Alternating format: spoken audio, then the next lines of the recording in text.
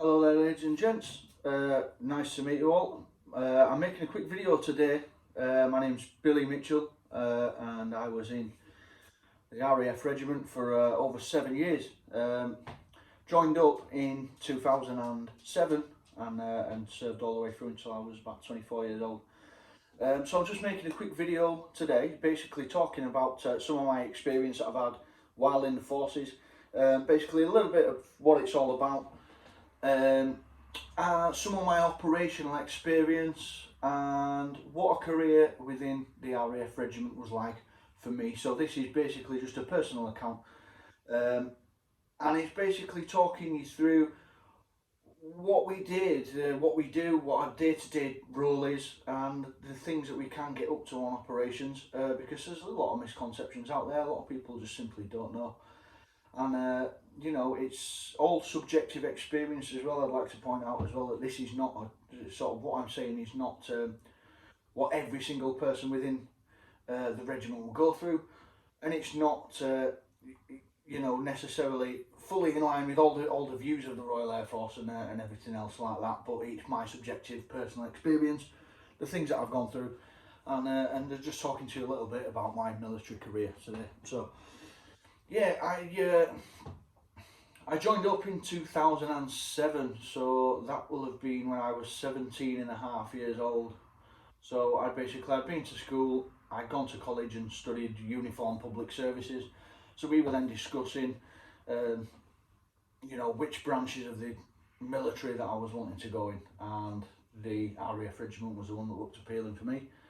And ultimately that is what I went for. So as soon as I turned 17 and a half, that's when I went to the careers office and signed up. So straight away I was obviously off into basic training within a very short amount of time. I think the whole process was maybe 6 months long. From deciding I wanted to go to being off to basic training. So you pass the physical assessments, you've got numerous interviews and things like that to do. And before long I found myself going off down to Suffolk for basic training, which is at RAF Honington, which is just outside Bury St Edmunds. So yeah, a little village of Honington, which is quite a rural place to be fair. Obviously we've got 6 months basic training there, which comprises of the role of the RAF regiment is basically we are force protection. So it's our job to protect air assets when they are on the ground on approach or on takeoff. So what that will mean is that we do have to use basic infantry skills to be able to dominate an area of ground around an airfield to make sure that the air operations can continue unhindered by enemy movements. So we have to incorporate infantry skills into that. So we move around usually in vehicles or on foot patrols. We go equipped usually as a fighting patrol. And it will be our job to push out of the camps wherever they are. So like Afghanistan and things like that, we'd be working out of the main camps, sometimes at smaller forward operating bases, and pushing out anywhere up to 130 kilometres, 140 kilometres, sometimes outside the perimeters, to be able to dominate that area and make sure that no enemy forces can come within range to be able to attack our aircraft. You know, and make sure that we keep overall protection of all our air assets and all the personnel on that base. So I will say we are not necessarily an infantry regiment. We are not an infantry regiment. We are force protection, but we do use infantry skills to be able to dominate that ground.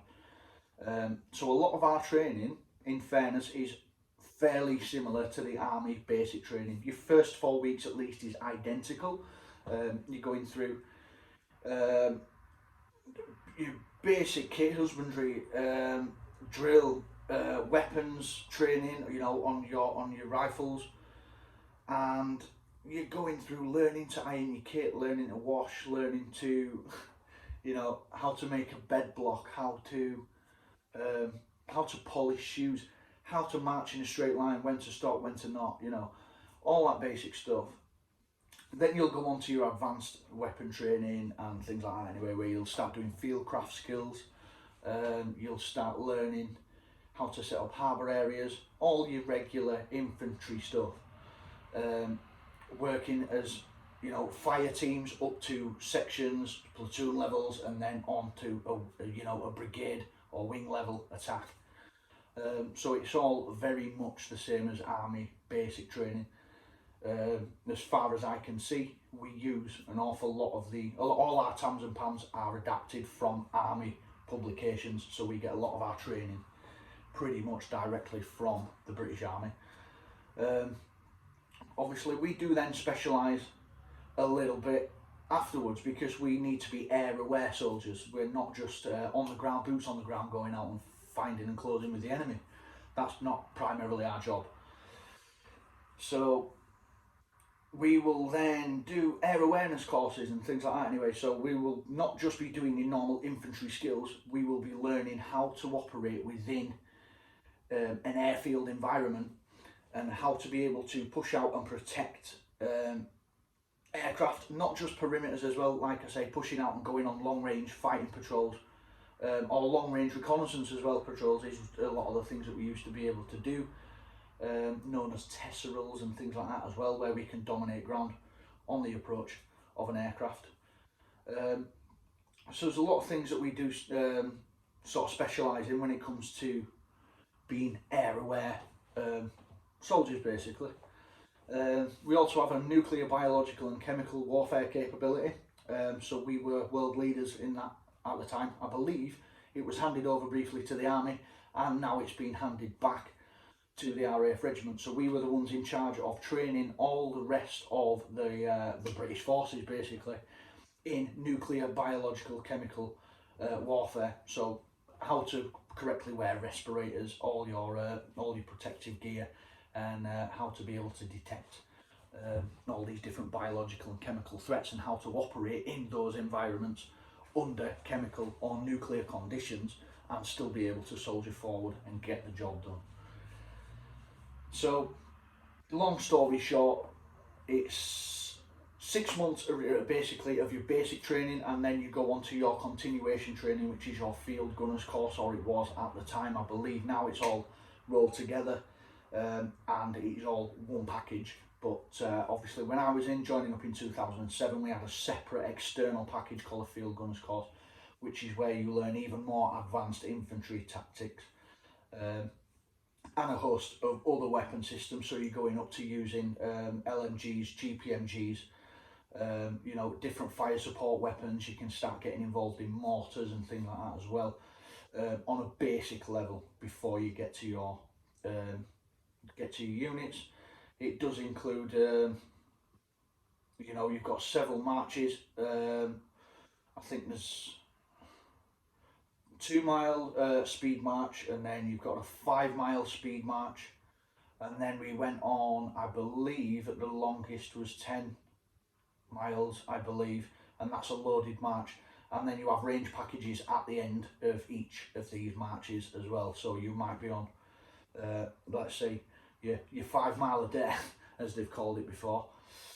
Yeah, but then you've got a 6 hour live firing range up and down the hills in the Brecon Beacons as well, you know, to add on to that. Don't get me wrong, it's nowhere up near where the paras and marines are at, but it's not our job. We do a totally different job, so fair play. They can have their fun, we have our fun. So yeah, basically at the end of training, you'll find out where you get posted. You get posted to a squadron. And I was lucky to move all of a couple of 100 metres from where I did my basic training to the nearest squadron to me, which was number 1 squadron, which is again still at RAF Honington, and we are number 1 field squadron. So our primary role there is being bods on the ground, and we conduct you know, reconnaissance and fighting patrols to be able to protect our air assets on the ground out in places like Afghanistan. So after landing at my squadron, I was quickly ushered into the machine guns platoon, which is then basically focusing more on heavy weapons. You've got machine guns platoon, You've got mortars. You've got your rifle companies, which is you've got 3 flights of rifle companies. A flight, B flight, C flight of rifle companies, which are all 30 guys each, roughly. And then you've got integral into those rifle flights, you have attached machine guns and mortars as well onto those.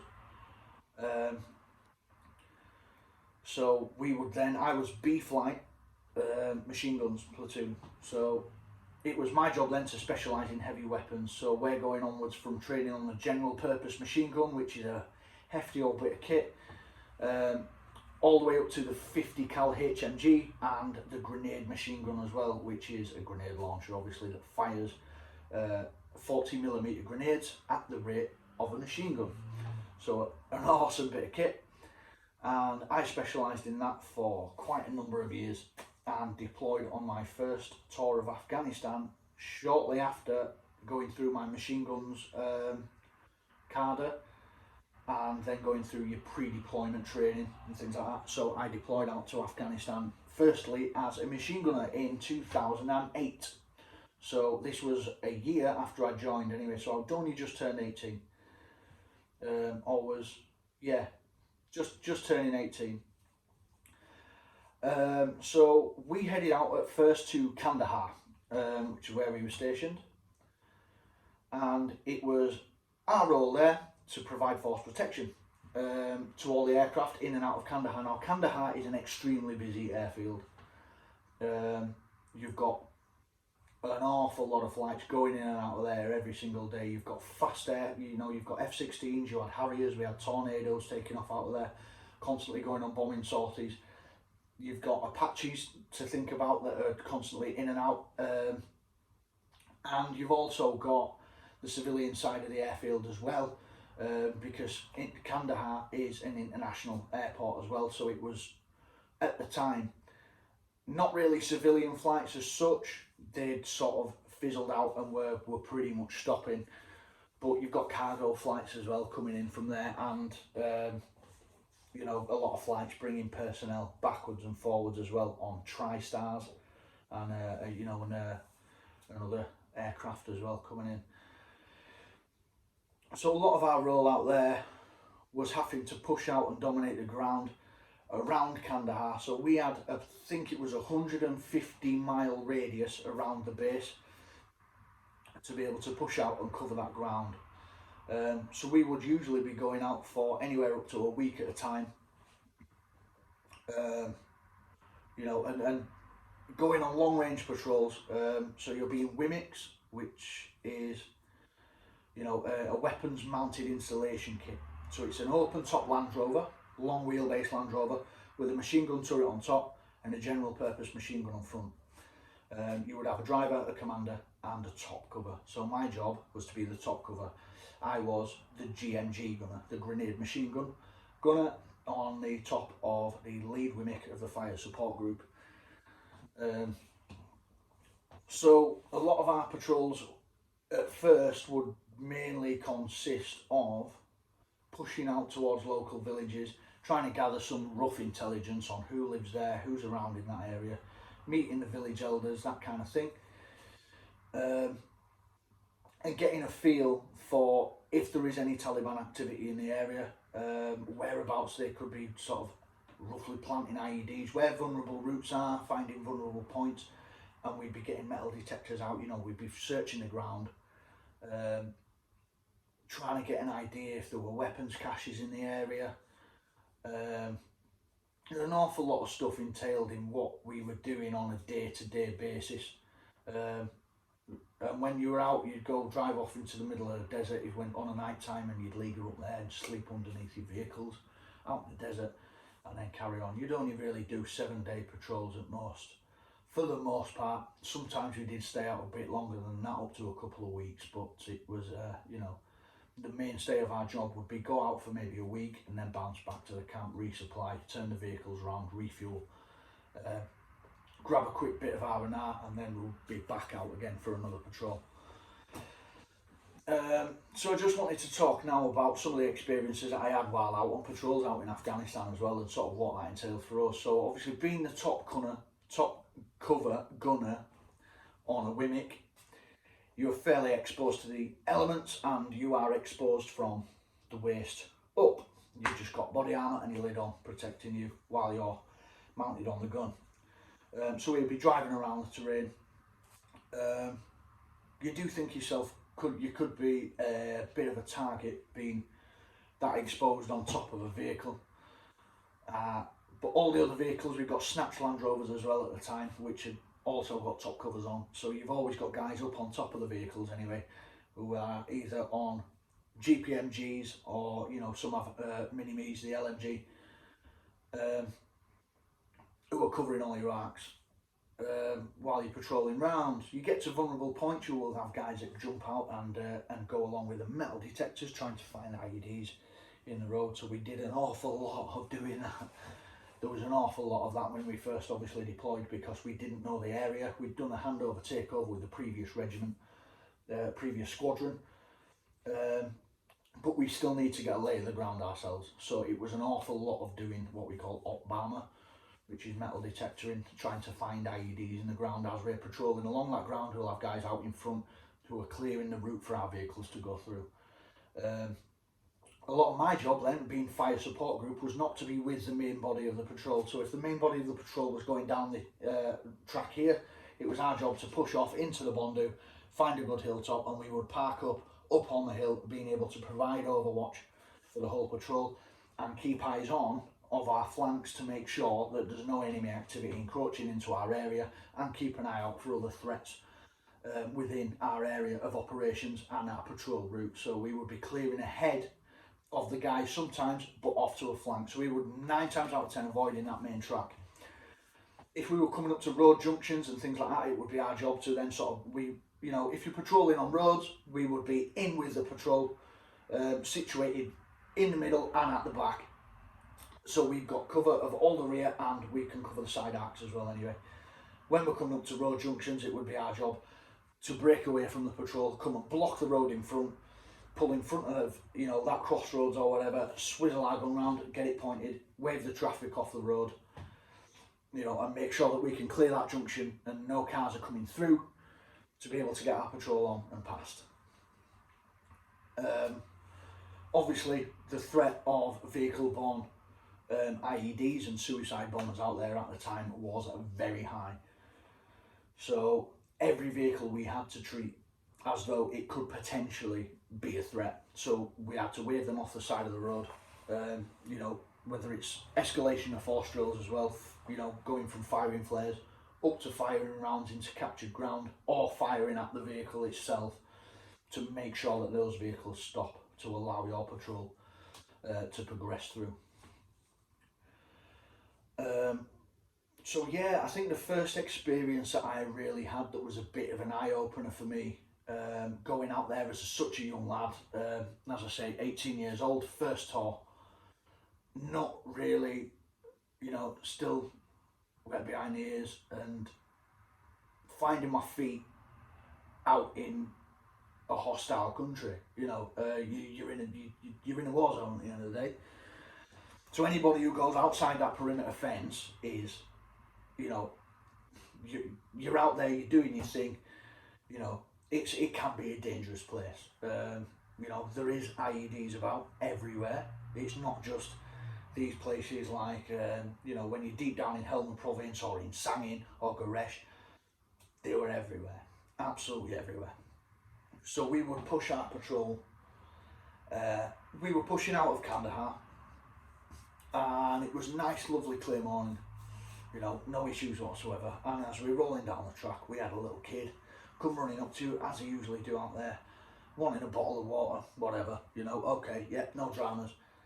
And he actually gave us information that we were about to drive into an anti-tank mine. He said, it's down there, it's down, you know, it's down the track. So we've ended up, okay, actionable intelligence here. He's telling us that there's, you know, there's a possible IED in front of us. Right, we'll go see. So we got guys out on foot. Obviously, being fire support, we were then pushing out to a flank to try and cover. At this point, because of the IED threat, we couldn't push out to a flank. We had to stay put within the patrol, because there could be possibly secondaries, you know, or daisy chain devices, that kind of thing. So we have to unfortunately stay put towards the back of the patrol and just cover from where we were. Luckily, we had a fairly decent vantage point as we were sort of coming over the breast of the hill. We had a decent vantage point as it was. And this little kid basically went running forwards ahead of our patrol to go and point out where this IED was. And this young little lad, I saw him run down the front of the patrol, and he picked the thing up and went, "It's here." Right? Not gonna lie, a lot of people were a bit flustered by that, as I think you would be, you know. So it was quickly said, "Put that down and get out of here." He dropped it down, and we got the Americans coming out to join us because we needed to clear this IED. So there's a couple of ways you can do things like that. You can mark where it is and leave it, you know, drive around it and carry on, or it needs disposing of. And this was on a main, you know, one of the main tracks that was in and out of the village. So we needed rid of it. We have to call out the American EOD, as they were the first guys at hand to our location. So the Americans roll along in their armoured vehicles, and they get the little robot out, you know. So it was a pretty cool little experience at first. See them get the little remote control robot out to come and go and detonate this IED. And you know, we're parked up, we're watching this little robot go down, you know, and it does its thing, and then next thing you know, the Americans just shout, "Fire in the hole," and bang, this thing goes off. And that was one hell of an explosion. It was a lot bigger than what I thought it was gonna be. This device seemed fairly small. It was, you know, it was basically a mine really, with some HME, I believe, and it went up big time. So that was a little bit of an eye opener for me. I was expecting it to be a small device like that, not to pack that much power. And when I saw the thing go up, I thought, oh shit, we could have quite easily run over that if that little kid hadn't have been there when he was to come up and tell us it was there. You know, we would have probably got guys out on foot, but there's no saying. There's a chance we could have hit that device anyway. So that was a bit of an eye opener for me for the first time out on a patrol as such, and coming across my first ever IED. So that's just a sort of wake up call to you to think, hang on, yeah, it's real this now. You know, you're not messing about, is it? You know. So I wouldn't say that shook anyone. We were all having a bit of a laugh and a joke about it, you know. No one's really that phased by it as such anyway. We were like, yeah, that would have ruined my day if I'd have run over that, without a doubt, you know, but come on, let's crack on. So you do. It becomes part and parcel of everyday life, that, to be fair. But from going from pretty much still feeling a little bit like a civilian when you go through basic training, and everything that you've done up to that point has been training exercises. You might have used live ammunition and things like that anyway, but there's never been an enemy force out there. So that initial sort of feeling of going out of the gate for the first time, and they say, right, you know, it's real now, switch on, right, everybody's heads needs to be on swivels, concentrate on what you're doing, do not fuck up, this is real, you know, you're out here. It's a big step, is that, I think, you know, and that was the most nervous I think I've ever felt in my career.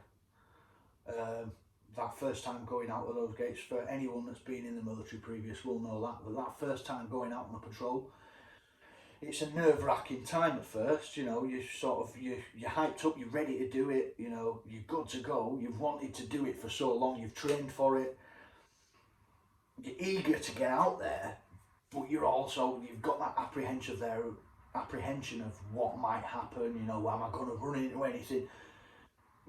We didn't know if we were just going to start getting shot at straight away, or if we were going to, you know, hit an IED straight away. We just had no idea until we get out there and do it. We had no idea. So you are really apprehensive when you first go on patrol. So in a sense, just having that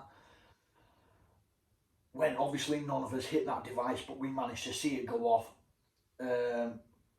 You know, the Americans cleared it. We had the first thing. We put in the cordons. We'd done all that, so we were getting a good little first intro into operational life and what it might entail. You know, so that kind of eased us in gently, really, if anything. You know, and I will say for a lot of the time at that first beginning bit of the tour, it was we were sort of just winding down. The time that we got out there, it was the summertime was just winding down. We were starting to get into winter, so we were at the back end of the summer. So the fighting season then is sort of drawing to a close as the weather closes in. You know, so don't get me wrong, it was still ridiculously hot weather. The Taliban were definitely still out there. They were planting IEDs left, right, and centre.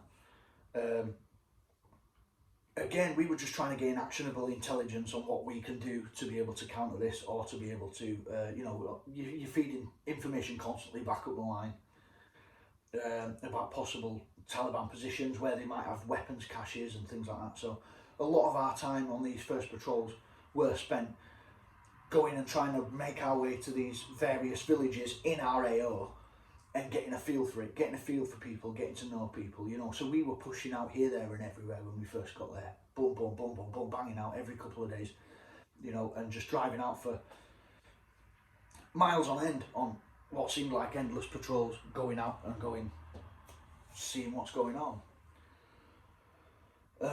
So fast forward a while, it's been fairly uneventful the beginning half of that tour, you know, which is good. Some people will say that they want it to go loud, they want it to go, you know, when they want it to be busy, they want to get some rounds down, blah, blah, blah, blah, blah, but you've got to be careful what you wish for. Because a lot of those guys that say they want it, and yeah, I want this, I want this, I want this, I want it to kick off, when it does actually kick off, it's a bit of a shock. So I think most of us kind of did want that a little bit, but as I say, you've got to be careful what you wish for. You've got to be really careful what you wish for. So we were quite happy that, in the sense that we were getting our jobs done and not coming across too much resistance, to be fair. So we were out and just doing our thing. There was definitely a couple of occasions where we found weapons caches. You know, we were clearing compounds and things like that. So we'd push out into a village. There were several abandoned compounds, or you could go through a village and it'd be an absolute ghost town. Everyone's disappeared, which was a red flag for us straight away. Taliban are either in the area or have recently been in the area, and are either laying IDs, laying an ambush, or, you know, something's going on. There's a reason why people aren't here, right? It's because they've been told and they've got the fuck out of there. So that would usually set alarm bells ringing with us, but then you kick in to do your job, and we'd search compounds. Sometimes we would find small weapons caches, so we'd find a few AK-47s, a few RPGs, that kind of thing. So bear in mind, it's not just our flight that's out on patrol. You've got A flight, B flight and C flight. So what we would tend to do is rotate through. You would have one flight that would be out on tesserable patrols, so they would be pushing out. If your runway's here, you'd be pushing out the gates either side, banging out into the distance, into the Bondu, and you would be spreading out, covering a massive area of patrol, do a massive patrol, clear that area, and make sure that there's no enemy forces anywhere around that, and then you would be leaving up for the night, and you would be providing overwatch of that whole area from high ground until this aircraft came in.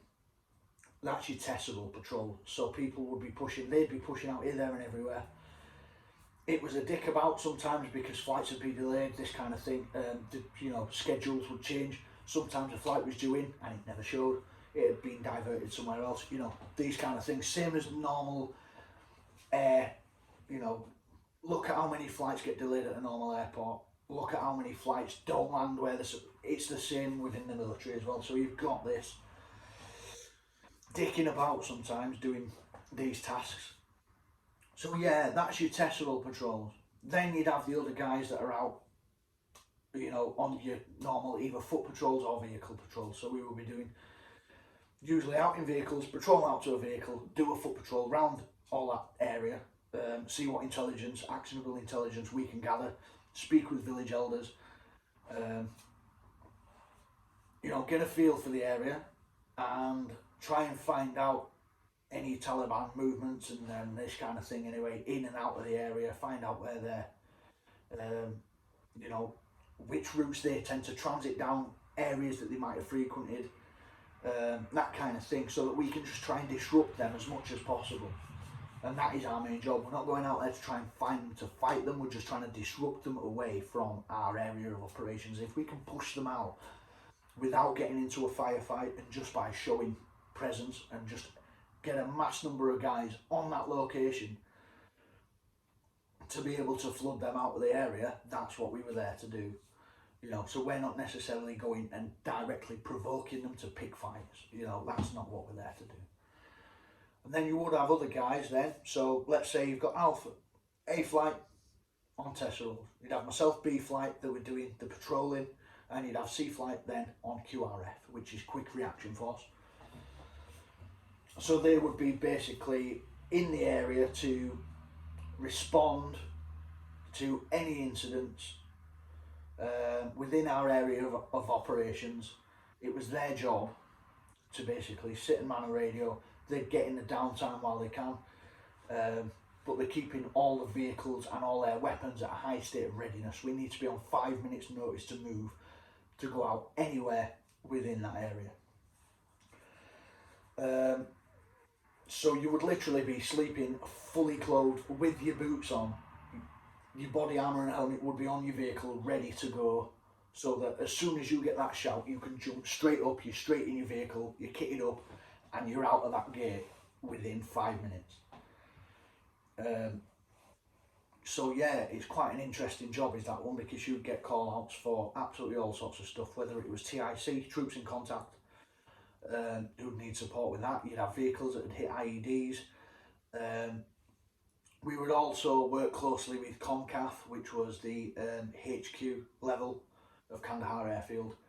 And they had a thing called a J-lens, which is a massive camera basically that would cover the whole area outside the airfield. So if people were firing mortars onto our position, or rockets, which to be fair happened regularly, it was a pretty much daily occurrence when we went up there, that we were getting rocketed and mortared pretty much constantly. There wouldn't be a day go by where you wouldn't have to drop down the deck, you know, and the rocket alarms would sound. So it was our job to go out and find the area where that would have been fired from. So we've got acoustic devices basically that listen into the blast waves that come off from when a mortar is fired. It triangulates the position so that we can try and locate the point of origin from where that mortar has been fired. And with the arc of a mortar, you can usually trace from the direction where it's come in at, you can trace that line back to find out the original firing point. And it would be our job to go out then and straight out there, as soon as that mortar's been fired, as soon as it's impacted, we're out there and we're bombing towards that place to go and try and intercept those mortar teams, to either take them out, you know, or recover as much intelligence as we can on them if they're not there. Which, you know, brings me to one of the other events in my tour, which was a time when we were on QRF. So it was myself and obviously the rest of B Flight are on QRF. I'm still in a fire support role, so I was on the GMG once again, and we were basically in our cabin there anyway. We're laid down on the cot beds, we're just trying to get a little bit shut eye. It's getting towards, you know, late afternoon, late evening, the sun's set, it's just getting dark. We heard the rocket alarm go off while we're laid in the pits, so everyone hits the deck, gets your body armour and helmet on and hits the deck, you know. Take cover behind a blast wall or whatever, you know, go through your usual drills for that. And boof, we hear a pretty big thud. The next compound along to us was, I believe it was the Estonians and then the Danish. So we had our little compound, Estonians, Danish. Bear in mind it's a huge airfield. The Taliban had fired a rocket into the camp, which landed just 2 compounds over from us. Our compound was only small. It was about the size of half a football pitch, maybe, if that, maybe less. Yeah, probably less than that. So it was only a small compound.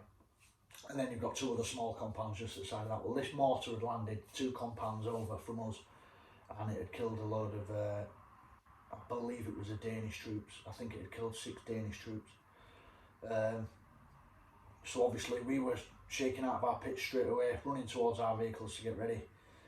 And one of my friends, who was due to go out on the patrol that night, wasn't feeling too cracking, so I decided to take over from him for that night. He was worn out and basically just not feeling it. So it's the case we've been there for quite 3 months now at this point. You know, you're well bedded in. You get into the cycle of operations and your routines and things like that anyway, and it can start to wear you out a bit. He wasn't feeling too cracking this one day, so I said, look, no dramas, mate.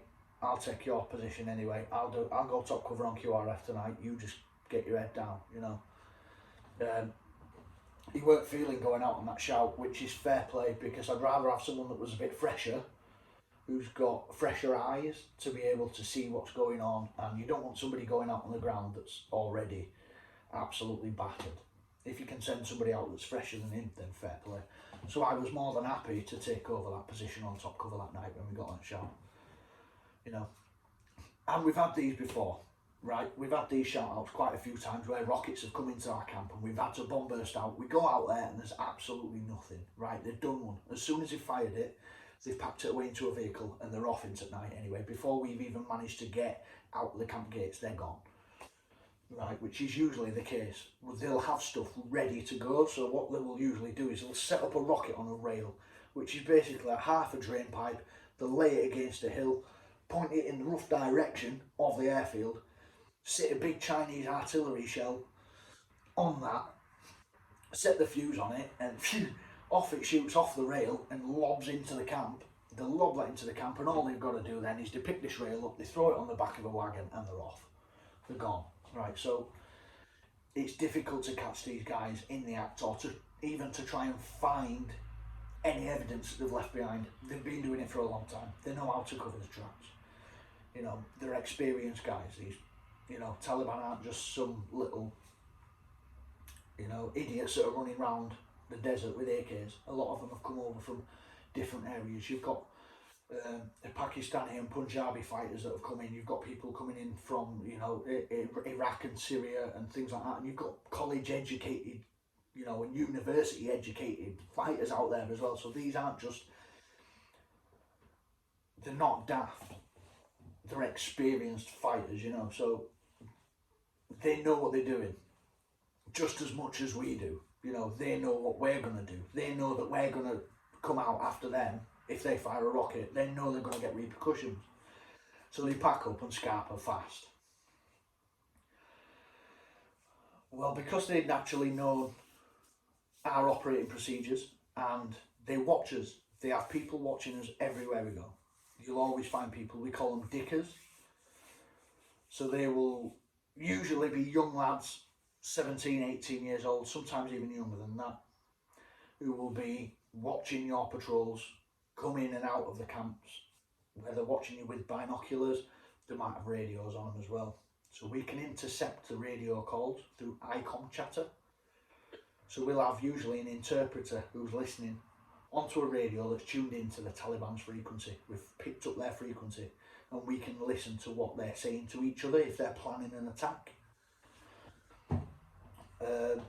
So we will usually try and do that if possible. So we're heading out anyway to this point of origin, where they've just launched a rocket attack from. And it just so happened that it was a village that was just out west of Kandahar. It was only about 3 kilometres, 4 kilometres outside the wire, so it was pretty close to camp. They managed to get fairly close in, before firing this rocket and then doing one. So we had to go out, we've got to smash out there and intercept them as fast as we can. So we're out there, we're in the vehicles, we're bombing down there. And if this was your camp, this is your village, there was 2 routes basically that we could take to get out to this village.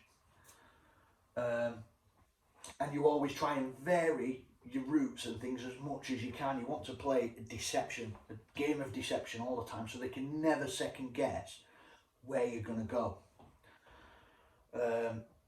So you might want to go to somewhere over here, but you'll come out the camp the opposite way and drive all the way around to get to there. Instead of just going, right, I'm coming out, we're going there.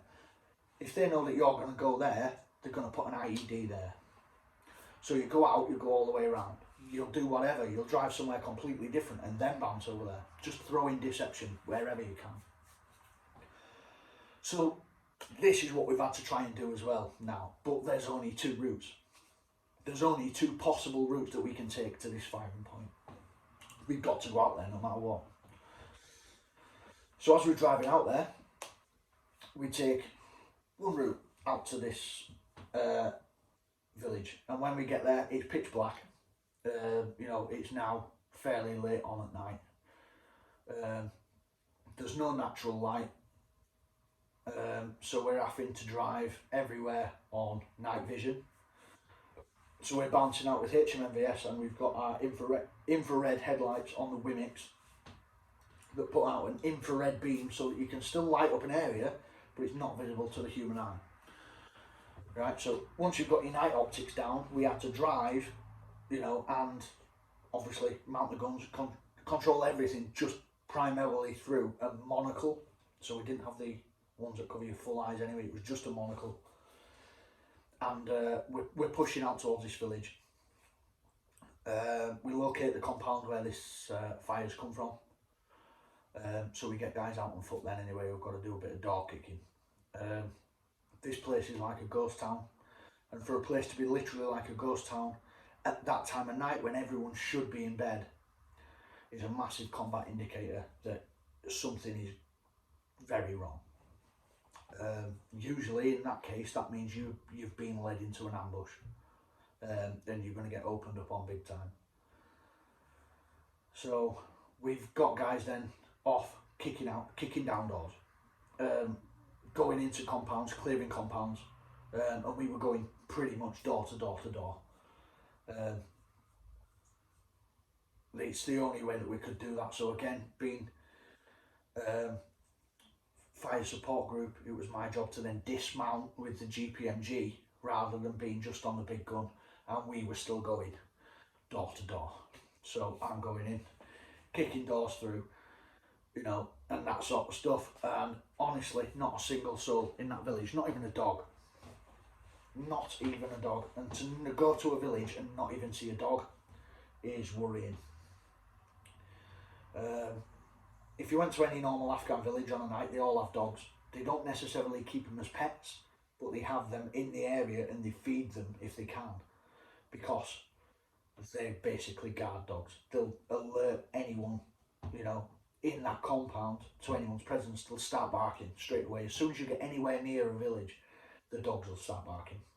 That gives them a good heads up that there's somebody outside on a night time in the middle of Afghan. If there's anyone outside at night time in the middle of Afghan, they're usually either coalition forces or they're fucking up to no good. So not even a dog in this village. We managed to put a perimeter in.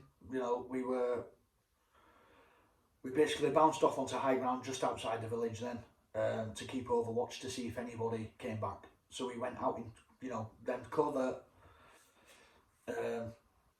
still staying in complete darkness, no use of white light whatsoever, and we went and parked away from the village in a place that we could overwatch to see if anybody returned back to the village, and we could either then swoop in and either get them arrested or take them on. Nobody was returning to this village. Again, it's all ringing alarm bells at the minute, so there's not an awful lot we can do more at this point. We could stag on until the morning at that village, all the way through the night, staying awake and rotating through, keeping overwatch on this village. But as the threat was no longer in the area, we decided the best course of action would be to return to camp and re-roll the vehicles, ready for if we got another shout out, because at the end of the day, we're a quick reaction force. If we're out and we're staggering on a compound all night, we're not available if another incident goes off on the other side of our AO. We need to be back and we need to stay rested as much as we can so that we're fresh to be able to go straight out to another call if we need it. So we decided to return back to camp. And while we were driving back to camp, again, we had the conflict of, do we go down the same path that we've just come down,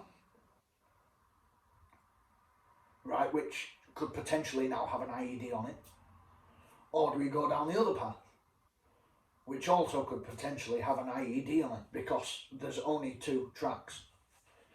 So what do? You've got to just, it's 50-50 split.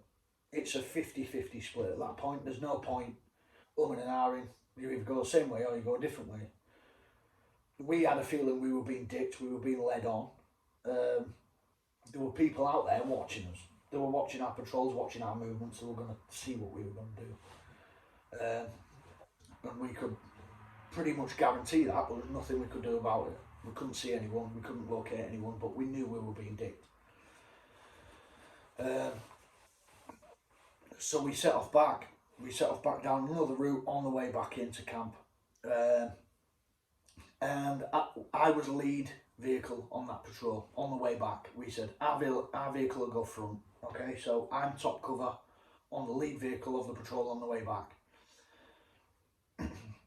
So at this point, we are looking out then anyway. We're keeping all eyes on because we know that something could happen, that we could either get ambushed. We're expecting an ambush, or we're expecting something. Bear in mind at this time now, all the lads are absolutely knackered. We've been out, we've been all the way through this village, you know, we've been kicking doors in, we've been searching everywhere. We've then put a cordon in place for a good few hours where lads have stayed awake, you know, so it's sort of getting on to the middle of the night now. You know, we'd been up all that day anyway, as we'd just come on to QRF anyway, so it was our sort of first rotation through of that shift. So lads are getting tired. It's one of those things anyway. I won't say anyone was complacent whatsoever. But it sometimes is difficult to keep focused for a long, extended period of time without that complacency starting to sneak in. We were on our way back in. Everyone's, you know, at this point, the temperature drops down up there. Everyone's cold. Everyone's tired. You know, and we're on our way back into camp. Bear in mind, we're only 2 to 3 kilometres outside camp now. We're not even far. We can see the lights of our compound from where we are. Right, so we're heading back in.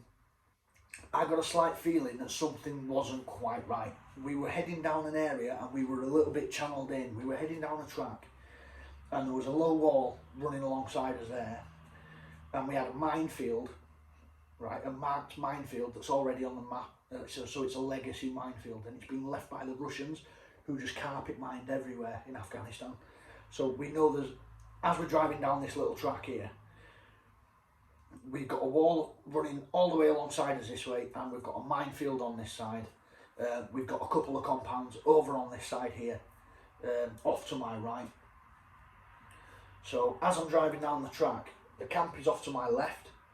I can see the lights about, you know, that's at about my 11 o'clock. I can see the lights from the camp.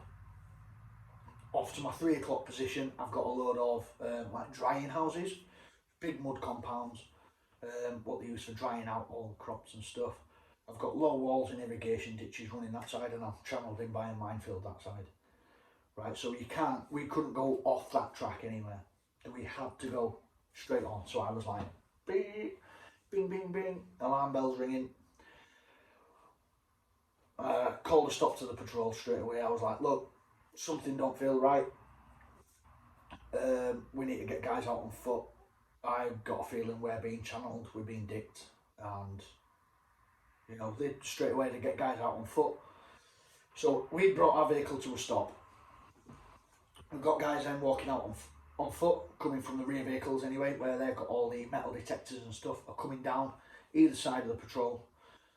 So as soon as they're out, they're doing the 5 and 20 metre checks all the way around the vehicles to make sure that there's nothing glaringly obvious to them, that they're not going to set something off as soon as they step out.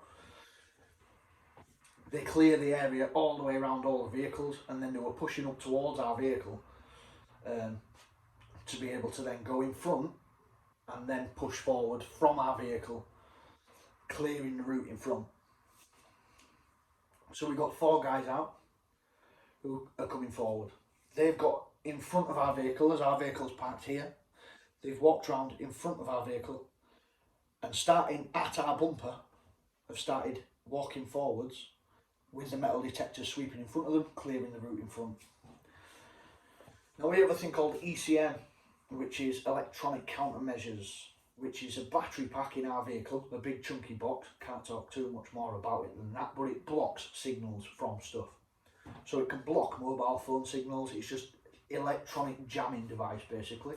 So if somebody tries to detonate a device that's operated by a mobile phone or any other electronic signal, then it will block that signal and stop them from detonating that device. But it only works in a certain radius. You've got a bubble around your vehicle, right? So without saying the size of that bubble, we have to move forward every so often to keep the guys who are on foot inside our bubble. If they wander off outside that, then they're not protected. Somebody could still detonate a device, and if it's underneath their feet while they're outside the bubble, it will go off. So if we keep them inside that bubble, whoever might be watching them to go detonate this device, that device won't go off. That's only if it's an electronic device. So as these guys have started to move forward, they're pacing forward. We've got 2 guys to the sides, 2 guys in the tyre tracks anyway, clearing the route forward. As they move forward, they get towards the outer limits of our bubble. That's when myself and the driver, who was in my vehicle, another guy, Mike, and my commander Richie, we had to move the vehicle forwards then to keep them guys in our bubble and keep them guys safe while they're clearing a path for our vehicle through. So my commander Richie got out and went in front of the vehicle as well, into the area that had already been cleared. So he stood against the bonnet of the vehicle now.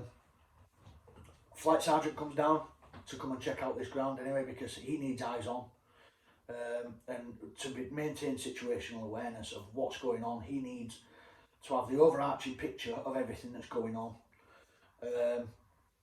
because it was looking very sketchy at the end of the day. It was a clear, come on, they'd fired this rocket onto the camp to lure us out into this area in the middle of the night, and we'd obviously done what we had to do. We've got to go out no matter what.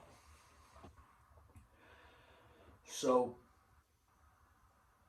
I remember being there on top cover and looking at the guys in front. I'm seeing that they've gone past their boundary. I'm like, right, Mike, we need to roll forward. So Richie's then quick tap on the bonnet, and he's like, right, let's move off. So he took the handbrake off, and we rolled about 2 inches forwards. Just starting off, he just let the clutch up a little bit, and he rolled forward. And we hit the fucking muddle load of IEDs straight away. Now, how unlucky was this?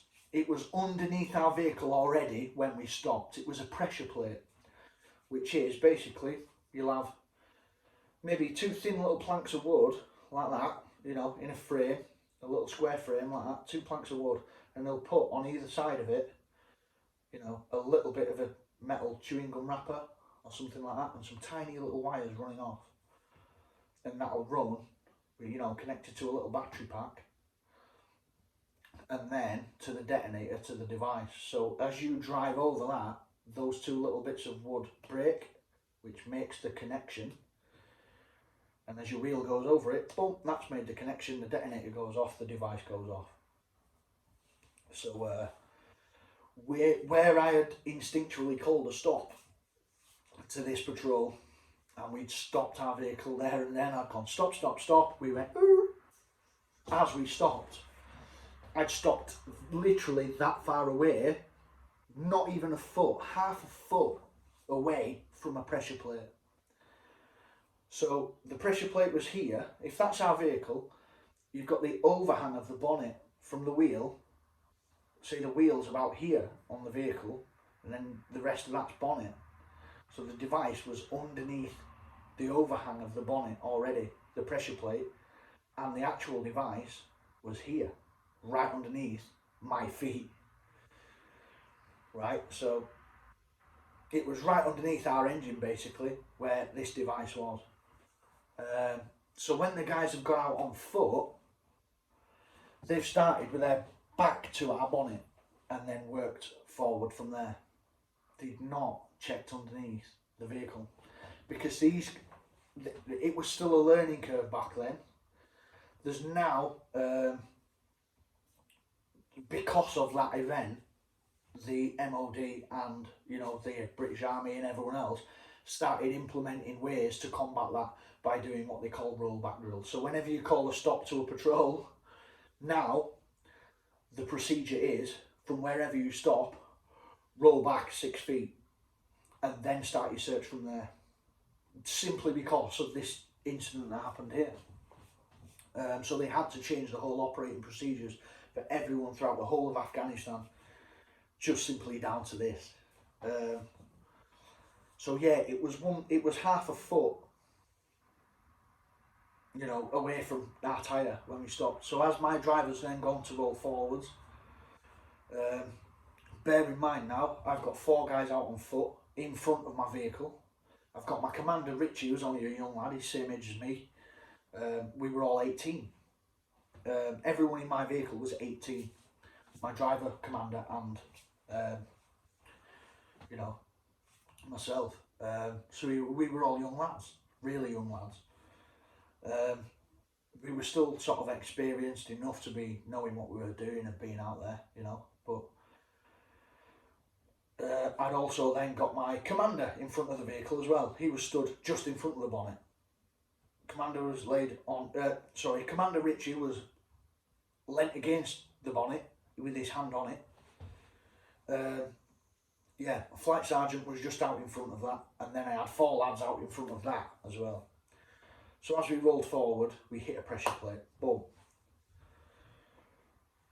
And as that device then went off, obviously I'm stood mounting the gun on the top cover, I'm spinning around left and right, I'm looking, and just as I looked forward, obviously when we're moving off, I need to be eyes forward, looking out at the ground.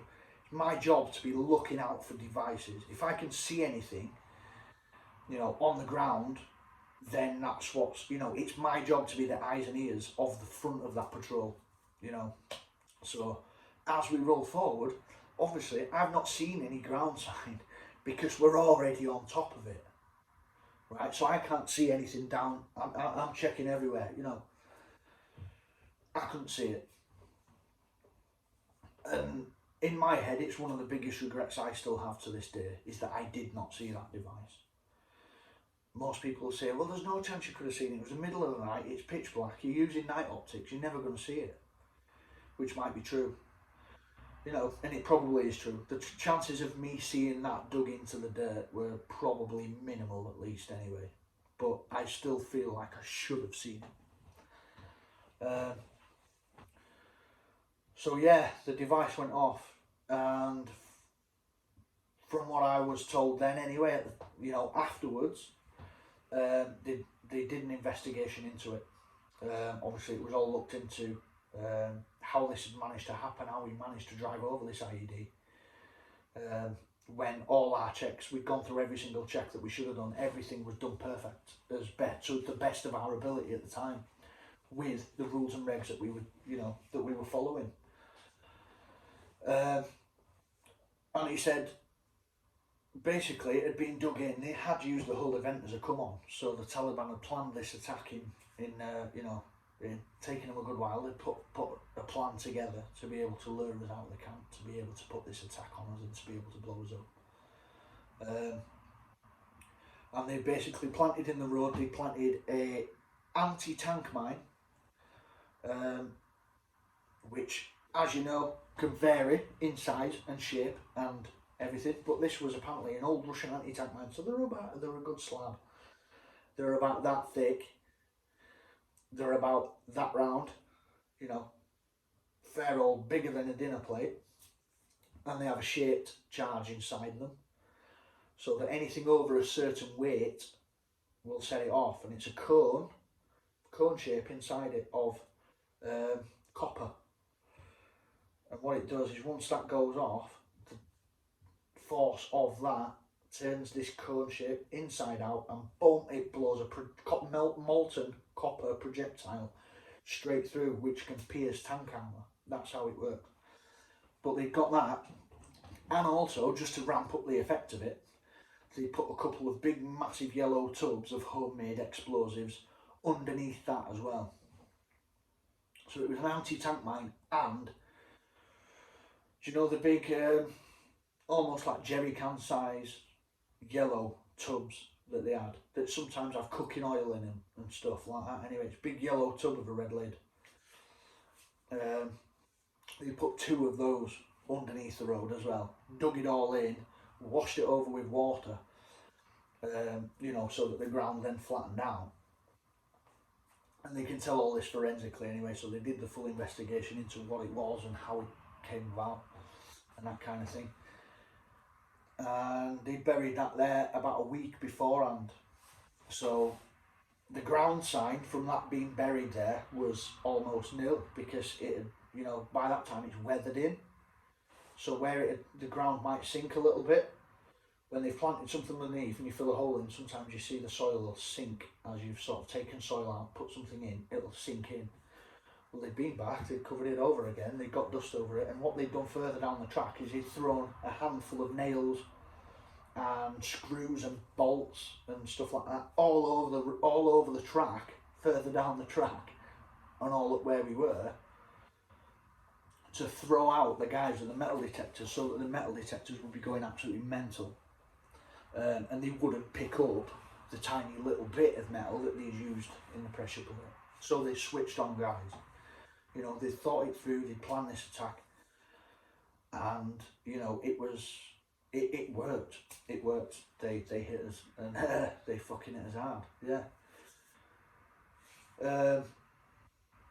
So yeah, all I remember basically was just going to roll forwards, and I'm on the GMG, and all of a sudden I just felt like I'd been, everything around me was just lifting, and as I sort of felt it lift, my gun is locked into the turret. Bear in mind, it's a massive grenade machine gun, it weighs a fucking ton.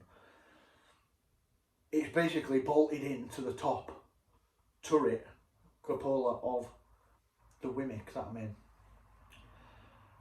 That whole thing snapped instantly in my hands. Bear in mind, it's steel that's like that thick, like it's a big massive steel thick tube thing. The whole thing went boom. As this device went off, I just felt it in a fraction of a second leave the cupola, leave the turret, and was getting launched up in the air. And then this was obviously like milliseconds that it took to happen, but I remember it so vividly. It came out of my hand, I was like, what the and next thing, it was just like being kicked in the chest, and it felt like I had been double drop kicked in the chest by someone who's an absolute professional at fucking double drop kicking. It fucking hit me with some force. I just felt the force of the blast just smash me in the chest. Next thing you know, the gun's out of my hands, it's gone. I'm up in the air. And that's all I remember, is just feeling that blast hit me in the chest, and then feeling the whole thing. I could see everything in the vehicle. You know, we've got ammo tins that are bolted down into the floor. We've got all the radio equipment, we've got water, we've got rations, we've got so much fucking stuff inside the back of these vehicles, which is all bolted down, you know, and ratchet strapped down for this reason. Luckily, I'd remembered to ratchet strap every fucking thing down inside this vehicle. You know, just before we'd gone out, I just double checked it. And that ultimately saved my life, because every other little bit in that vehicle would have become shrapnel. Everything would have been shrapnel, would have been launched up and would have hit me in the face. Luckily, how I was sat in the turret, I was almost, instead of being just stood up in it, I was perched towards the back end, just with my ass over the lip of the turret. So if the circular turret's like that, you know, that's the edge of the turret, I got my ass sat just on the edge of it like that, you know, sort of, not legs dangling, but not fully inside the turret. So I went airborne. I was straight up in the air. I just remember seeing everything in the vehicle lift like that, slow motion, went up, and I could just see stuff flying past me. Like, I went up in the air, and next thing you know, boom, I'm just gone, I'm out. So the concussive force obviously knocked me unconscious straight away. Just rattled my brain around inside my head. And obviously I took something to the chest, because it wasn't just the concussive force of the blast going from underneath my feet against the bottom of the vehicle is what had launched me out. Now something else had hit me in the chest as I was being ejected out. And then I'd launched out of the vehicle, you know, as the vehicle had gone up, I'd been launched clear, straight out of the back and off to the side, you know, so I'd sort of come out of the vehicle at a 45-degree angle that way. And I blacked out anyway, so I've obviously then hit the floor, just straight flat down onto the floor, like that. And I remember just coming round and thinking, what the fuck? I was stood in my vehicle a second ago, now I'm not. And then that sort of slow realisation kicks in, that in a millisecond, oh fuck, we've hit an IED. You know, and that realisation does not take long to get in your head at all, obviously, but it feels like an absolute age. So I was laid there, just obviously massively winded, just couldn't really breathe. So I was sort of just trying to pick myself up off the floor like that. And I remember just looking round at first and not seeing my vehicle at all. Obviously in the darkness, I couldn't really see where it had gone. Which sounds fucking insane, to be fair, because it's a fucking, I don't know how much they even weigh now, a fully loaded Wimic, but you're talking 6-7 ton, probably more. I don't quote me on that, I've no idea, but it was a fully laden Land Rover that was then mounted with 2 weapon systems, full of ammunition, all our kit hanging off the sides, Bergens, you name it, water, rations. This thing weighed a ton, and it threw my vehicle like it was nothing. It was like flicking a toy car, is how it literally just disappeared. And I just sat up, was looking round, was like, where the fuck is my vehicle? So that quick sort of having to do a little bit of mental arithmetic when your brain's just been wobbled inside your head that much is it's really confusing and really disorienting, and obviously, as you can probably imagine, it would be. And I just thought, where the fuck is my vehicle? And I couldn't see it. I saw the crater in the road, that was obviously there was just smoke and dust everywhere, and it was hard to see a fucking thing. And I just remember seeing like the big black scorched crater in the middle of the track, and I was like, that's over there, where am I?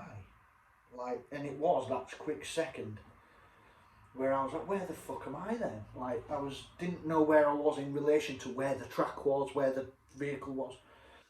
So I realised then that I was probably about 10 metres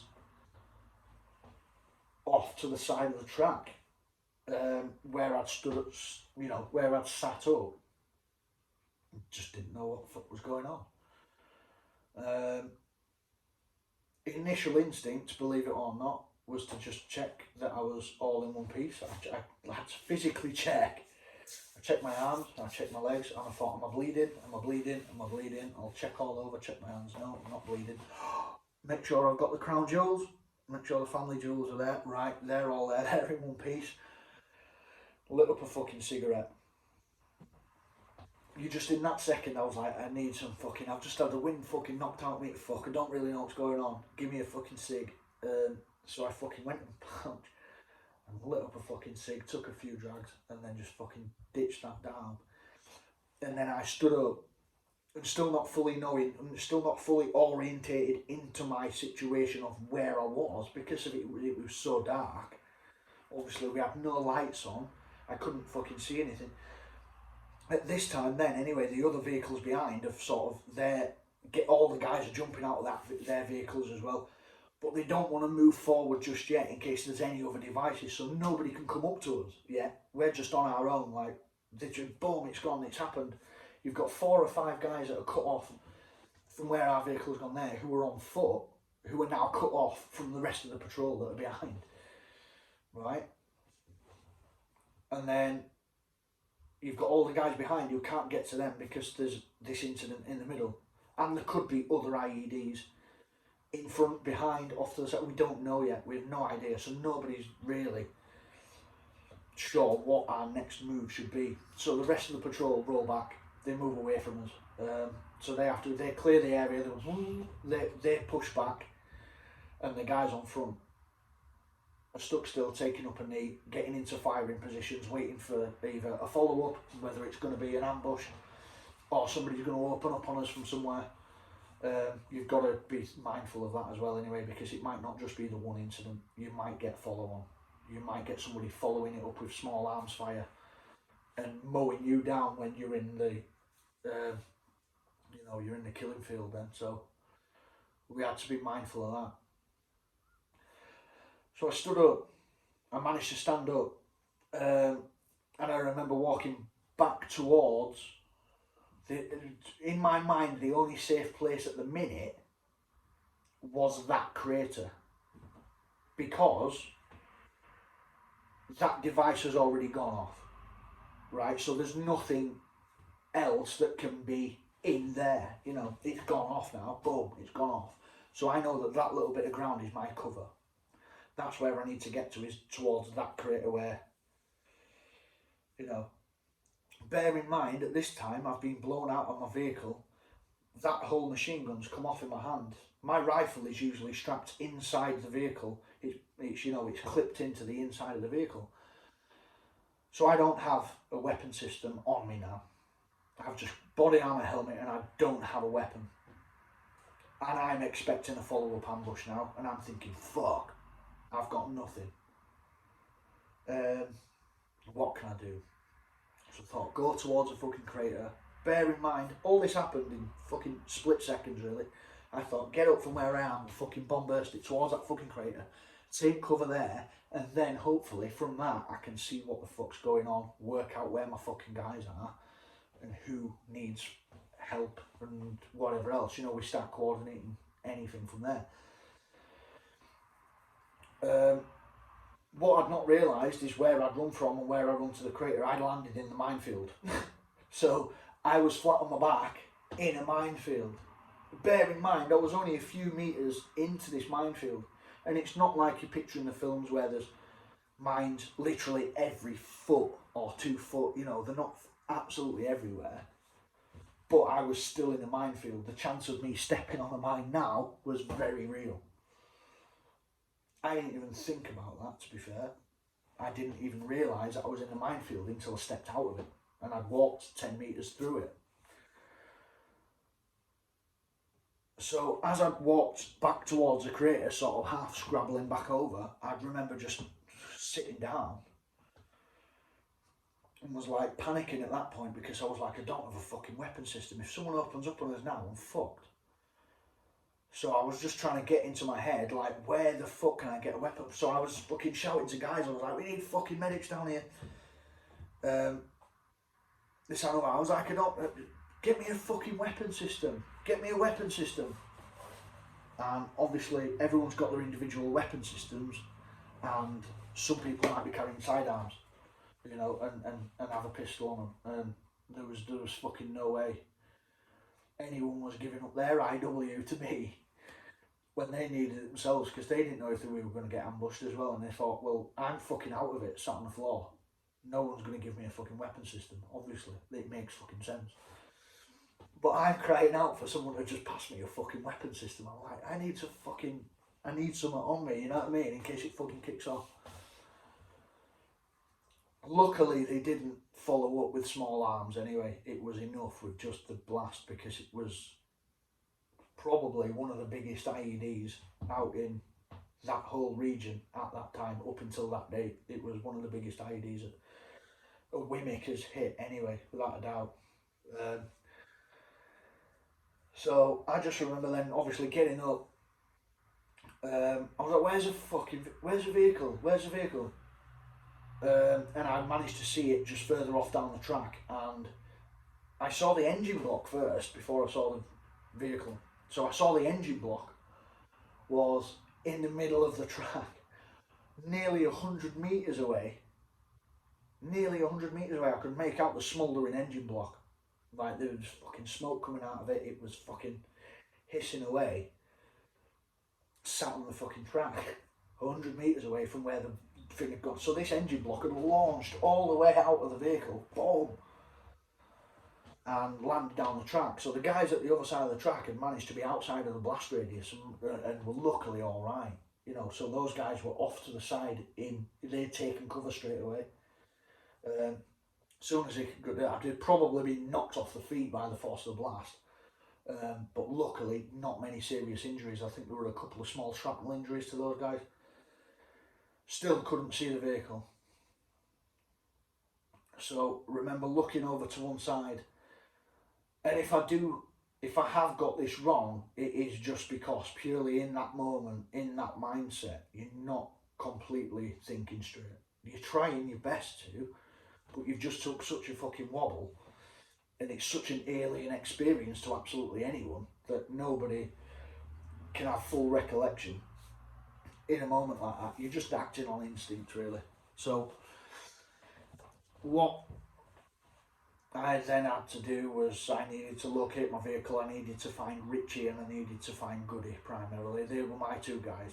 Right, that's my driver and my commander, right, and these are the ones that are in that vehicle. Richie was stood right at the front of the chuffing thing when it went off, and Goody was in the driver's seat when it went off.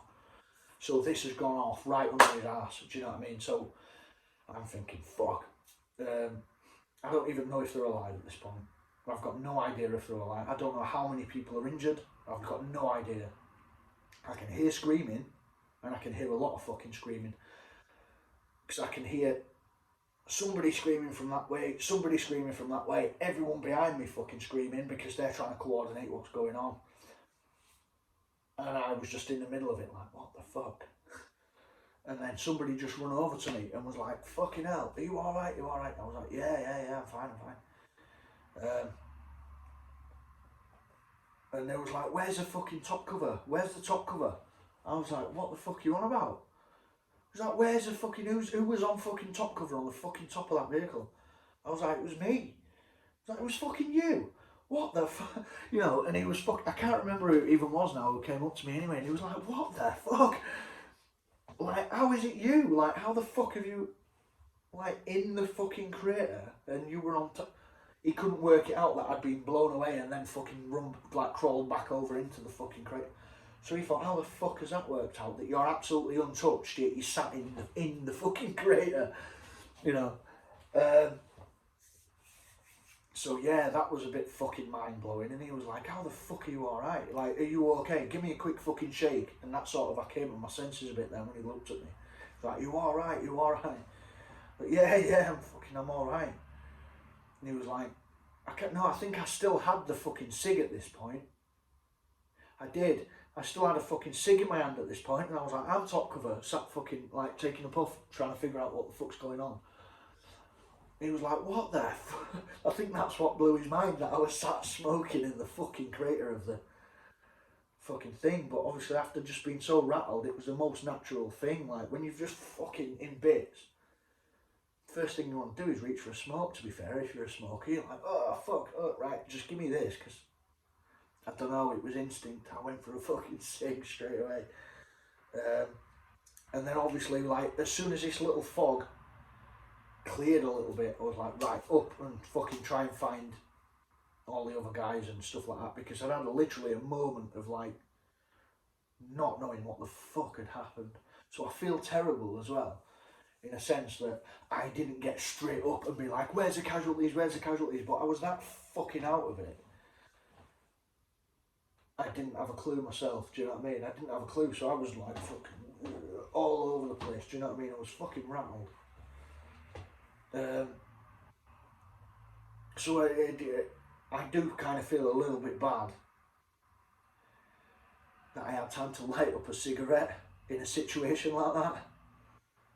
But subconscious mind just sort of takes over, and I needed that minute of get some nicotine in me, then I can gain clarity, see what the fuck's going on, and then deal with it, do you know what I mean? And that was my initial thought process. I've just fucking lucky to be that I've, you know, somehow I've managed to fucking come out of whatever the fuck's just happened, and I don't know anything else that's happened, do you know what I mean? So it was literally like, look after fucking number one for a second first, make sure I'm alright, and that I'm in a place to be able to help someone else. So I'm fucking screaming out for a weapon, I'm fucking doing this, and another. And I was like, where the fuck is my vehicle? I can't help no one if I can't fucking see anybody anyway. So my vehicle then was about 20-30 feet away in a ditch at the side of the road. I didn't even know it was there.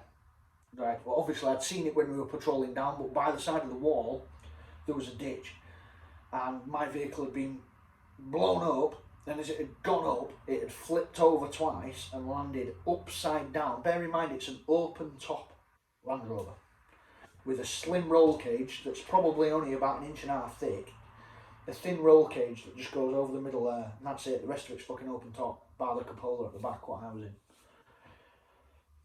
So this had landed, gone up in the air, 30 odd foot in the air, flipped over twice and landed upside down in a ditch that was luckily dry. It used to have, it was an irrigation ditch, like a, you know, so there would be water usually running through that.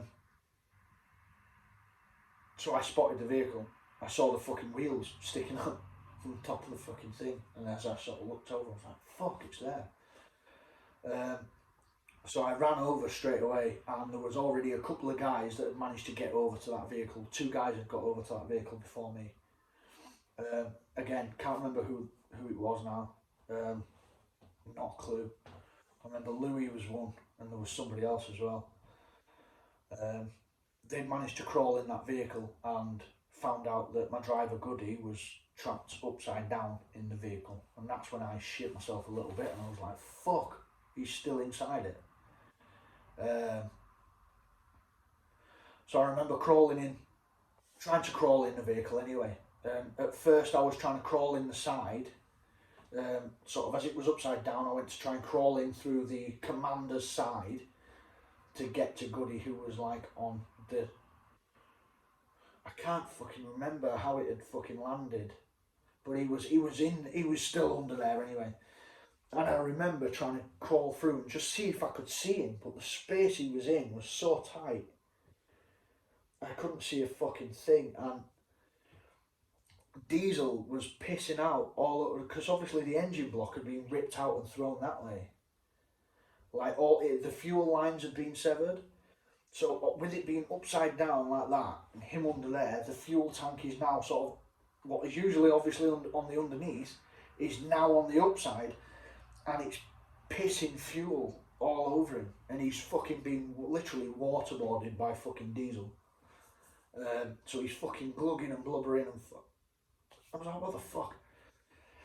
So you just sort of get it. I was like, you alright, trying to speak to him, as you do, and like I was like just trying to make sure that he was actually still alive, because I had no idea at that point. I didn't think he'd fucking survived it, to be fair. I didn't think anyone could survive that. So I was just amazed to fucking hear him, even though he wasn't really speaking at that point, he was shouting out in pain. But even though he was shouting out in pain, I was glad, because that was a response, do you know what I mean? I was like, at least he's fucking okay. Enough to, at least he's conscious, do you know what I mean? He's alive. So, yeah, it was a really, really surreal experience, that. And then I remember sort of scooting round to the back of the vehicle to see if I could get my rifle out, that was clipped into the back. So I tried to, obviously without moving into the vehicle, I tried to see if I could reach through, but I noticed the barrel of my rifle was literally fucking bent double like that. So I was like, it's fucking no use. Just fucking leave it. I've just not got a fucking weapon. Do you know what I mean? I'm just going to have to do without. So yeah, I was in a bit of a panic state then anyway. Just purely because I was still thinking that we could get follow-up. That we were going to get contacted from there. And I crawled back into that vehicle again at some point, and I just remember noticing that the whole weight of the vehicle was rested on Goody's helmet. So the helmet, his helmet on his head, was the only thing that saved his life. He was completely crushed underneath the vehicle. And the whole weight of it was sideways on his head, like compressing against his head. So luckily the Kevlar helmet was strong enough to hold the full weight of the vehicle off his head, you know, and he was against the floor and the vehicle like this, you know, and it was crushing his head, and his leg was crushed underneath the thing, and I could just see a little bit of his leg, and it was like contorted in a weird way. And I just remember just seeing him absolutely covered in dust and soot and diesel and blood, and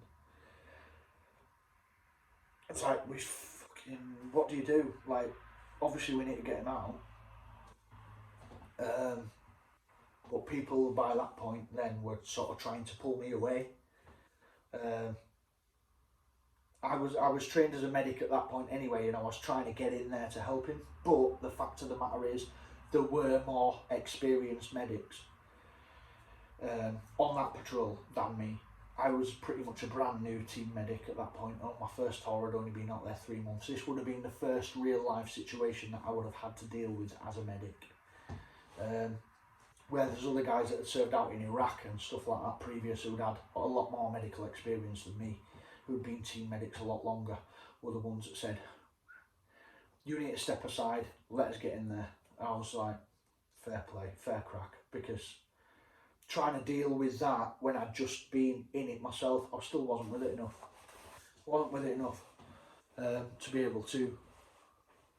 To be able to fully carry out my medical duties and that thing. I was too involved in it, if you know what I mean. And I was too invested in that sense. Even though everyone else there is invested because it's the best mates and stuff like that, you're all good friends there no matter what. But because I'd specifically been in this incident, I think they needed to isolate me to have some medical care as well.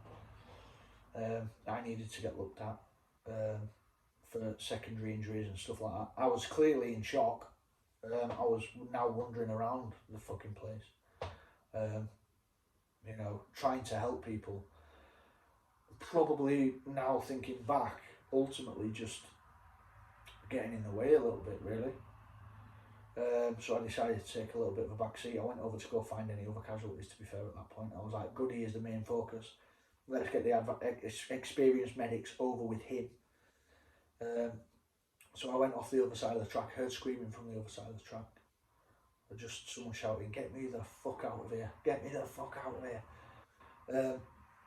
So I run over that way, and that's when we found Richie, and Richie was he was off in a ditch, off to the other side of the track, with a massive injury to his leg. You know, he'd taken a massive trauma to his leg.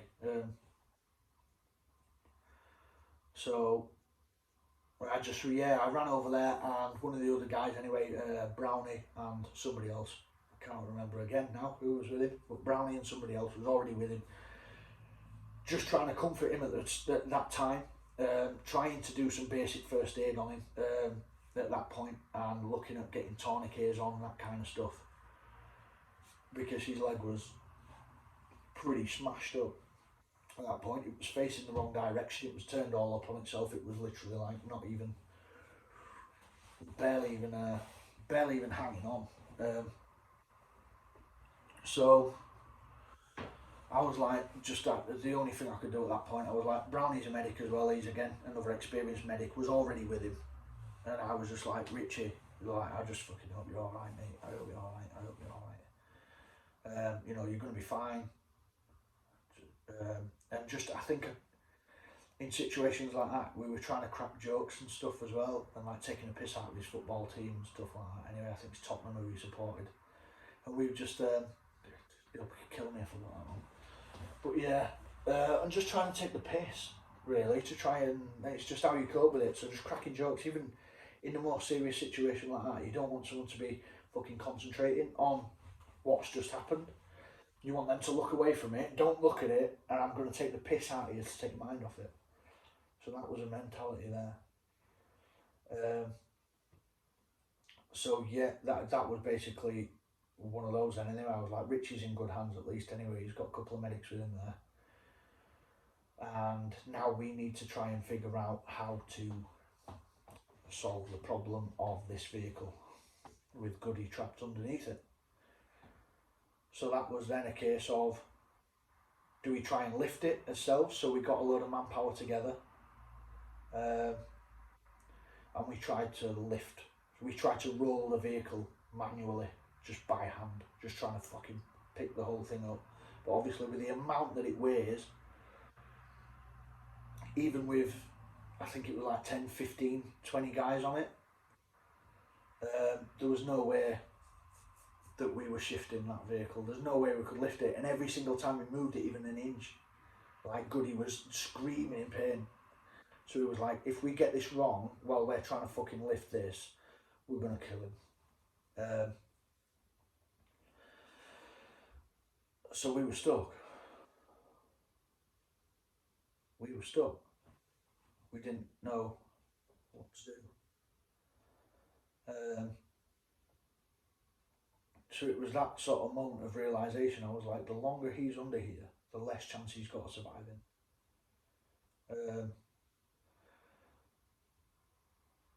Every minute he's under there is a minute taken off his life. And it was the same with Richie as well, with his injuries. And my flight sergeant, who was out in front as well, had literally got shrapnel injuries all over his body and his face. He'd apparently come running back past the patrol.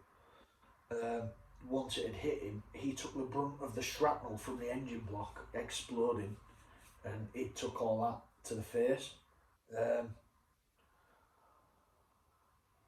And he'd gone running back towards the back of the patrol lane and just gone running past one of the other guys told me, he said, I just saw a flight sergeant coming running past us screaming, just covered in blood. You know, he said it was pretty fucking horrific. Which, yeah, fairs. So yeah, remember we were just trying to move the vehicle for a good while, and it wouldn't budge. There was no way we were getting him out, and his legs were trapped underneath it. His head was trapped. He was contorted in such an awkward way while he was trapped underneath the vehicle that I was really worried that he was never going to make it out. I was really worried that I just thought, that's it. I don't know what else we can do. And they called for a wrecker to come from the camp. Luckily, obviously, once this IED had gone off, obviously with such a big explosion happening so close to the camp, obviously everyone on camp was then on high alert. They were like, whoa, we've just heard a massive rocking explosion just after this mortar, this mortar's gone off earlier. Now another explosion has gone off right outside the camp. They've seen the fireball from it going up. All the rocket alarms on camp had been going off. So everyone was on like high alert back in the camp then. And then news had got back shortly after we'd hit it to the HQ element, and they'd started putting things in operation to be able to try and extract us all out of there. Obviously with minefields and stuff like that all around us, the track now blocked off by the damaged vehicle, the crater in the road, and all that sort of stuff, it was going to be very difficult to get us all back to the camp safely, and to navigate this whole area because none of it had been cleared. There still could have been other devices out there. We were still running backwards and forwards trying to get Goody out, trying to figure out what to do, and that's when someone finally stopped me, put their hands on the shoulders and just went, sit the fuck down. So yeah, I got told, because I'd just been crawling in and out of that vehicle trying to get Goody out and trying to run backwards over to Richie and fucking running here, there and everywhere without even a weapon system in my hand, just trying to fucking do what I could, do you know what I mean? Just trying to do anything that I could to help. And ultimately there was fucking nothing I could do. There was nothing I could do. I wasn't useful whatsoever in that situation. It was just how it happened. You know, I've just been fucking whacked myself. Luckily, I've come off with minor injuries as such compared, you know. But they need to sit me down. They need to get me to hospital as well, to be fair. Because after having such a concussive force like that, I was possibly running the risk of just, they weren't sure if I was just running on adrenaline and all of a sudden I'm going to collapse. I could have internal bleeding, I could have had anything, do you know what I mean? So the thought was always there, why didn't I do more? But I don't honestly, like thinking back and trying to think about it rationally, and I don't think I could have done much more than what I did. But I still feel guilty about it. I still feel massively guilty about it every day. That I didn't, first of all, that I feel like I should have seen that device earlier. And bear in mind, this happened in 2008. It's now 2022. And I'm still racked by guilt every single day about that. Every day. That'll never go away. You know, I do wish there was something else I could have done, but you know, everyone says, oh, you know, everyone's hindsight is 20/20, innit? Everyone's got 20/20 hindsight, but at the time, when you go through something like that, there's nothing really that I can't change it. I can't change the events that happened. I can't change what's done is done. I just wish there was something else that I could have done in that situation, do you know what I mean? But I think everyone, if there's anyone else that can relate to that, who's been in that situation, will probably feel the same anyway. I think, to be fair, I got diagnosed with PTSD now. Dear me, it'll have been 6-7 years ago, and I struggle with it still every day. I've got what they call survivor's guilt, which is a bit strange because everyone survived that incident. Obviously we had Richie and Goody that both lost lower limbs. Both of them lost their legs in that incident. My flight sergeant was obviously seriously injured. We took quite a lot of other casualties in that. And yeah, they call it survivor's guilt, but we all survived, so it doesn't kind of fit directly into a certain niche, does it, as such? But yeah, I feel guilty for not seeing it. I feel guilty for not doing as much as I should have. I feel guilty that I didn't have a weapon system in my hand. I feel like that's one thing that reoccurs. I get reoccurring nightmares quite a lot. The fact that I'm out in Afghan and I've not got a weapon. That's a reoccurring nightmare that I have, that I fucking own. All of a sudden I'm out there and I'm unarmed. How am I gonna... I'm defenceless now. And I feel so defenceless and so... like, it's horrendous. It's a horrendous feeling to sort of go through that, wake up and just thinking, shit. You know, I do have waking nightmares sometimes. Well, luckily I've not had any in about 2 years now. But I used to have waking nightmares, like literally almost like a flashback, you could call it. But it was almost just going back to that scenario again and again and again, sort of during the day. You know, like when you daydream, it's almost like daydreaming about it, but when you don't want to. You know, and you just go back there and you're just thinking about it, but it's like, it's not just daydreaming about a light daydream. It's like boom, for half a second I'm straight back in that incident again. And I'm like, woo, and everything fucking tenses up and you feel like absolute shit. And then all of a sudden, you're sort of back to, right, okay, that's just ruined my fucking day.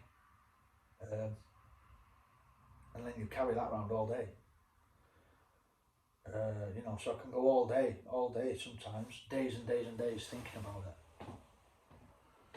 Never, I'd say, to be honest with you, since it's happened, even now, that I'd say that I can deal with my symptoms fairly well. I know how to deal with my triggers. I know what sort of things do trigger me. That's why ultimately I've pretty much I've stopped drinking. I won't go out and drink in town and stuff like that. I won't go around massively crowded places, especially when I've had a drink. Loud bangs again are still always a trigger. No matter what, they're going to be there forever. But again, fireworks displays, I'm alright if I go to a fireworks display where I know I'm going to a display and I know I can watch it and I know it's going to happen. It still fucks me up when I hear random bangs and random stuff here, there and everywhere. Bangs happen all the time. People slamming car doors, fireworks going off. That wasn't helped by the fact that after that event, I went home. I got sent home an hour straight after I'd been blown up. So they give me 2 weeks leave. They sent me home on fucking bonfire night. Believe it or not, just being involved in a fucking IED incident, and then when I go home, it's the 5th November on R&R. So for me, that 2 weeks off was fucking torture. I didn't even realise at that time though that I had PTSD whatsoever. It was obviously still fresh in my mind. It just happened like the week before. And then I got to go home, and all of a sudden I've gone through that, and now I'm walking down my local street where I should be at home feeling safe, and just that transition of going from Afghan, from such a rough, horrible environment where I've just come within an inch of my life, to then all of a sudden just being back at home less than a week later, walking down my road, is a weird enough transition to get your mindset from there back to civilian. But when I'm in civilian street then, and I'm literally just walking up my road and fucking fireworks are going off, I was walking past a car and just hit the deck straight away and was like trying to roll into cover. And was like, blah, just, massive firework went off behind me, and then that's all I know, was just trying to hit the deck and roll into some sort of cover, and it was bad. And even then, I didn't really click that it was PTSD. I never had I just thought, fuck, obviously it's related to that. I've just shit myself, you know what I mean? But I'm fine.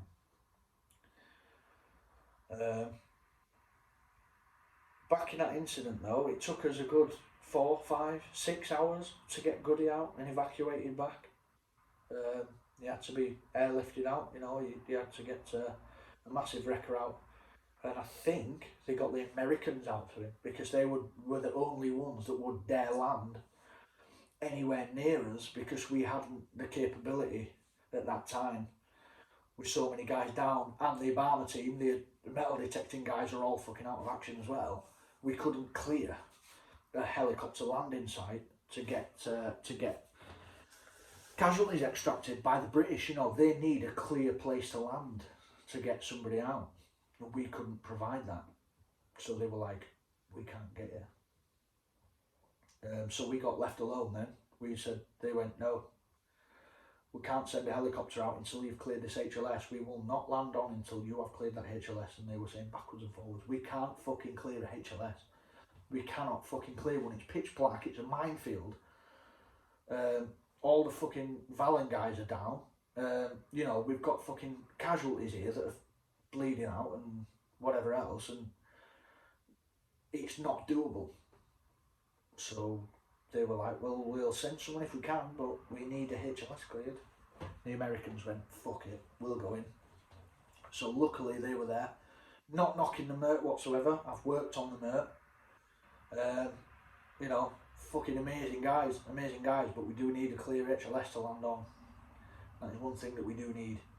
Whereas the Americans are a little bit more gung-ho about it and will not always need a clear landing. They'll just land it. They've got the Black Hawk helicopters, which are a bit smaller and a little bit more agile than the Chinooks that we use. So they managed to land on and extract our casualties anyway. And I ended up getting evacuated by road back to camp. Obviously, there was no need for me to go on the helicopter and be taking up space when they needed to be treating the more serious casualties on there. So I was like, I'll just hang fire. I'm not going on that. I'll just go back with the rest of the patrol. So I hung fire. We got in the vehicles once we managed to get Richie and Goody clear of the wreckage and get their injuries treated at first, and then got them back in. So I think we were both extremely lucky. But they're both here with us today and they're doing all right. Got to be honest, I've not spoke to them in a while, but it's one of them things, isn't it? But yeah, they're doing all right. Gunny's done exceptionally well. It's always awesome to see his posts and stuff. He's gone and done the Invictus Games and took home so many medals, and in the swimming. He's a massive ambassador for RAF Benevolent Fund and Royal Air Forces Associations and Battle Back and Help for Heroes and all that sort of stuff. So he's putting in a lot of good work to to bring attention to sort of injured servicemen and people within our RAF community to be able to get injured veterans the help that they need. That I'm so glad that he's managed to get. It's awesome. So yeah, he's doing well now. And it just sort of brings me on. That was not even the conclusion of that first tour anyway. It was quite eventful. Again, we had another incident that happened just before that went off, actually, where we did one of our vehicles at another IED. Luckily it was only a minor one, it was only a partial detonation, but we still took casualties on that one anyway. We got a guy who nearly lost his eyes, a guy called John Byrne. An awesome mate of mine, lovely bloke. He was a big strapping dude. I can't remember, I think he was from Preston, and everyone loved Bernie, and he took a load of crap to the face anyway, and it smashed all the side of the Vixen Land Rover up. Even the bulletproof glass was in bits. The wing mirrors were all smashed out, all the side was dinted in, and he took most of the blast. Went luckily upwards it sort of went upwards rather than out towards the vehicle as he drove past. It was buried in a mud bank, and it sort of went up. It was aimed at him, this device, but luckily it was only a partial detonation, so only half of the actual device. Half of the explosives that we used actually went off. So if it had been the full amount, it would have been a different story completely. But yeah, he took a load of shit to the face, and it was my flight sergeant who was the commander in that vehicle, so we got hit twice in the same tour on that one. Not the luckiest of guys out, or one of the luckiest, whichever way you see it, because he's still here with us anyway, and he's absolutely cracking bloke. And he's now, I think he's probably close to retirement soon after he's reached, he was flight sergeant at the time, I believe he's gone past warrant officer now, and he's still serving or he's just about out now, I think. But Rob Williams, he's had an awesome innings, and it's been I think every single tour he's been on ever, he's been blown up and survived it, so he's a lucky guy. And an incredible leader as well. One of the best people I've ever worked with, in honesty, 100%. So it's sort of, we've got a massive sort of transition there from me getting a bit carried away on that one into the rest of the tours that I've done anyway. So second tour of Afghan was Helmand province this time anyway, so we were then staying out of Camp Bastion. one of those, isn't it? It's a huge camp, ridiculously big. I think they said it's something like the size of Reading or somewhere. I don't know, but it's a massive camp. Um, and again, we were force protection for Camp Bastion, and that was in 2010. We were out there that time, second tour. You know, and over by the time going out my second tour, I've had so much more experience by that point. You know, I've not only worked with a machine guns platoon, I've been working more on my medical trade and stuff like that as well. Anyway, so I'm proper qualified team medics there. Anyway, going in for like advanced team medic. We've not only just been working with machine guns, though, we've been working alongside sniper section and stuff like that as well, doing sort of joint taskings with those. You know, and I've got a lot more sort of under my belt this time as well, going out on my second tour, so I'm a little bit more senior now. I'm not just a young guy, newest guy out on the patrol anymore. Now one of the more senior guys who's going out. So yeah, I think once you've already sort of got the lay of the land of Afghan in general, you think you've got it sussed out. After doing 6 months out there, surviving all that shit, and then going out again. You know, so first tour was 7.5 months altogether we spent out there. I got blown up 3 months in, and then carried on the rest of that tour. And then this second one again was set to be 6 months, and I think we went over that as well, and we were closer to 7. And then the second one again, it was a lot more varied, this one anyway. So again, we were doing a lot more work. I was working a lot more closely then with sniper section and stuff like that, which obviously incredible stuff. And we were split, basically. They split our unit pretty much in half. So we were working, some of us were working alongside the Americans, alongside the US Marine Corps, and some were then in Kabul, doing like VIP escorts and stuff like that, anyway, like close protection sort of work over there, driving officials between the embassies and stuff like that. So we had the armoured Hiluxes and you know, like civilian armoured vehicles basically, and we were doing runs in between like Kabul, the different embassies, the different airfields and stuff, taking everyone from high level sort of government officials to people that were, I don't know, we had MI5, MI6 guys that we'd be driving about. We had some of the guys had Karzai as well, came through at one point. I'm sure some of the guys will remember President Karzai coming through with us as well, driving him around. Luckily, little to no incidents with that anyway. We used to try and keep these trips, obviously with such high level officials on board, we would be keeping the trips fairly short and fast. Ridiculous. You would just get your foot down completely. Just get your foot down from A to B. Don't stop for anything. Don't stop for any other traffic. Don't stop for cars. If someone gets in your way, you fucking ram them off the road. You know, so you had to do advanced driving courses and all that sort of good stuff for that.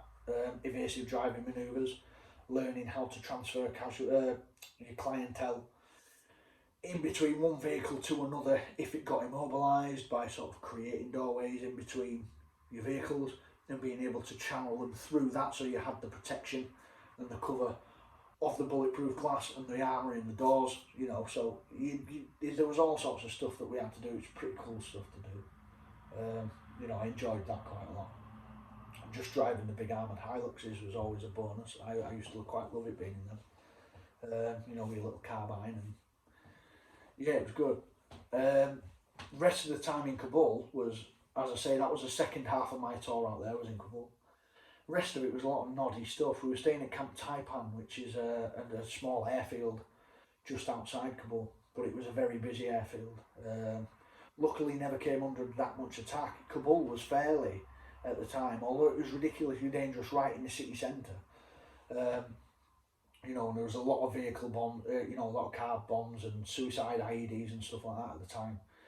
Where we were wasn't really targeted that much. We would get the odd attacks coming in, and it was just after we left, it did get attacked and it got overrun at one point, I believe. And they took over half of the airfield, the side where we were. Um, but yeah, we were looking after the pan on there anyway, so we had a Herc that we was looking after, which was the SF Herc. So we would basically just get pulling guard duties, which is something that everybody's got to do. Everyone loves to think, oh yeah, it's fun and games, RAF Reg do, all they do is do stagging on, but we don't. We do a lot more other good stuff in between that. We do stagging on, but so does everybody else. Everybody else stags on as well, trust me. Whether you're army, whether you're marines, whether you're paras, you do your fair bit of stagging on. It don't matter. Any army, infantry regiment, RLC, don't matter who you are, you all stag on. It's what it's got to be done. So we were stagging on for a bit. We've done our little bit of gate duties and stuff like that out in Kabul, guarding Camp Taipan. And it was pretty cool anyway, to be fair, for the most part. It was pretty chill. You know, you do see some awesome people and awesome characters around there anyway. We've got to finally eat some fucking decent food. Just the rest of the food out there for most of the time were on ration packs, or it was just fucking shite scoff. So yeah, we managed to get some decent food in there anyway, and some alright accommodation. There was an earthquake happened while we was there as well anyway, which was weird as fuck, because we were all just in bed one morning, and early hours of morning, probably 5 o'clock in the morning. It was sunny, it was just getting light, and all of a sudden I thought somebody had crawled under my bed and was like shaking my head, fucking about as you do. So I'm like, I just woke up like, oh fuck off, will you? Just fuck off. And it kept going, and my bed was like, by this time, woo, woo, woo. I was like, what the fuck is this? And that's when I noticed my wardrobe was going as well. You know, you had like a little locker, my locker was going. And then locker went, boom, fell over like that, and we was like, fuck, this isn't someone pulling a prank. And my mate who was across from me anyway, he woke up, he was like, what the fuck's going on? So I ain't got a clue, mate. I ain't got a clue, but everything's moving. And we just ran outside, you know, sort of got out of the building anyway, we ran out front, and literally everything was moving. And you was trying to look to the horizon to try and sort of gain some equilibrium, you know, and just sort of, but even everything was swaying, everything. Like the building over from us like that, you could just see everything moving. The whole ground on you was like, it was like waves. Just like really weird ripples in the ground everywhere. Not so much that anything was like cracking and falling down and stuff. It was enough to make stuff fall over, you know, and stuff was good falling all over. But what a surreal experience that was, to wake up out on tour out in Afghan and in the middle of an earthquake, you know, in Kabul. I was like, what? So weird. So that was the second half of our tour, which I was quite glad for. It was a good bit of respite, and it was doing some pretty Gucci stuff. You know, yeah, doing the little embassy runs and stuff like that was pretty good. You were out there in the middle of the city and stuff then anyway, and getting amongst the Afghan population out there and seeing what life was like in the middle of Kabul, which is surprisingly quite a westernised sort of city as well. So it's weird. It's a weird place to be, from going out into the middle of the desert in nowhere with just mud huts and fields to then operating in the middle of a city in Kabul. You know, it's a strange transition, isn't it? So it was good. There's obviously the threat level was a lot higher there when we were out doing that stuff, but we felt a little bit more protected this time anyway. We had CAVs, and you know, yeah, we'd usually have like 3 or 4 guys in a vehicle, and then your VIP stuffed in the middle of the back seat usually, all the stuff just thrown in. But yeah, it was good. First half of that tour though was mainly spent again doing a lot more patrolling with the Americans and stuff like that. So there was definitely a couple of times where we'd come across IED strikes. We had a load of civilians, civilian contractors that had hit an IED. Their vehicle had overturned, One was like 3/4 of the way burnt out, so they had a lot of casualties to extract from that one. And we had to go there as well to basically put in a cordon around there, around the vehicle and all that sort of stuff, and make sure that we could get it recovered. So we're recovering their vehicles from.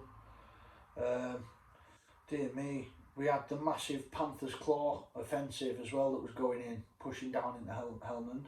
So Operation Panther's Claw was going on while he was there. We were doing support ops for that. So that was the massive push down into Helmand province and stuff then at the time, into the green zone, was going on, and there was massive convoys going in for that. So we were all sort of getting tied into all that, and whether that was doing escorts or doing that kind of stuff. Obviously, we're not massively getting stuck in there with Taliban and fighting. We're not on the tip of the spear going in there.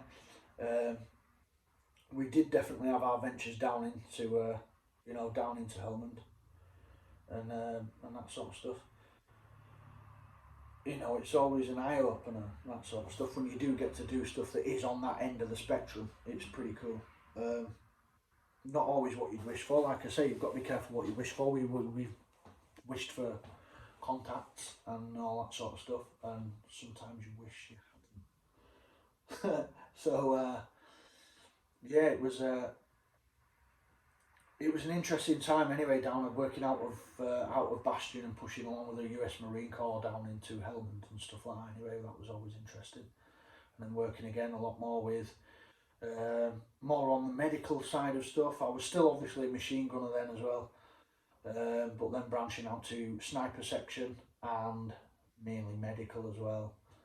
So a lot of interesting work going on there. Especially on the medical emergency response teams, working with MERT was another career highlight, and also one of the most difficult and most challenging and most rewarding jobs that I've ever done. Again, that's going around in the Chinook helicopters, picking up casualties from all over the country.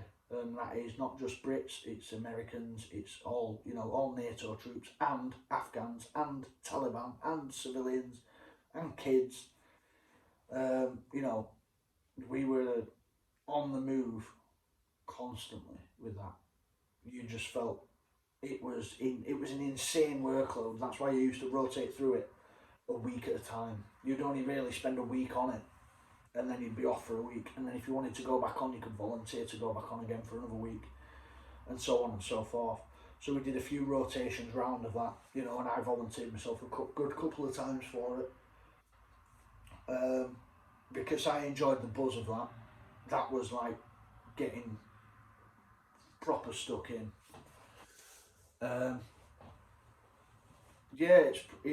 Basically you'd be sat around in a little porter cabin and you'd be waiting for a shout. So when you get the shout, someone will shout skateboard, skateboard, skateboard. It'd come over the radio, and that was our key to drop everything we were doing and straight away run out towards a helicopter. So we had to be ready to go at a moment's notice, no matter what. So you could be fast asleep, you could be watching a film, you could be, taking a shit. You could be doing anything, and you've got to stay in the vicinity of this one little hut. You've literally you can't go anywhere. You've got to be right there, so that as soon as they call you, you're out to the helicopter straight away, and you're at a sprint as well. It's not just okay, we've got a shout, let's go. It's literally bomb burst. Within a second of getting that shout, you are legging it to that helicopter, because you've got 1 hour to get that casualty from wherever they are in the country, wherever they've been injured. You've got 1 hour to get them on board, get them treated, and get them into surgical care. And that is your golden hour. If you outside that hour, the chances of someone surviving go from 90% down to about 30. So it's a massive bonus on being fast in that job. So we would have all our kit and equipment and all the medical supplies already set out on the helicopter. So it's on the back of the Chinook. You would have your own allocated space within the sort of seating areas along the side, on the cargo nets. and your body armour, your helmet and your rifle would be there waiting for you, good to go. You'd make sure every time we turned around everything was replenished, everything was cleaned, everything was sterilised and ammunition rebombed up. You know, all your medical supplies and stuff as well were restocked and replenished, and that you were good to go and you could literally just get out, get in that helicopter and be off. So yeah, it was interesting. Quite a few hairy sort of shouts on that as well. I think every single person that served on MERT at some point has had some close calls.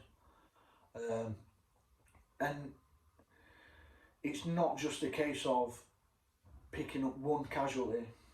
You might be picking up several. You know, you might pick up 4, 5 wounded guys at a time.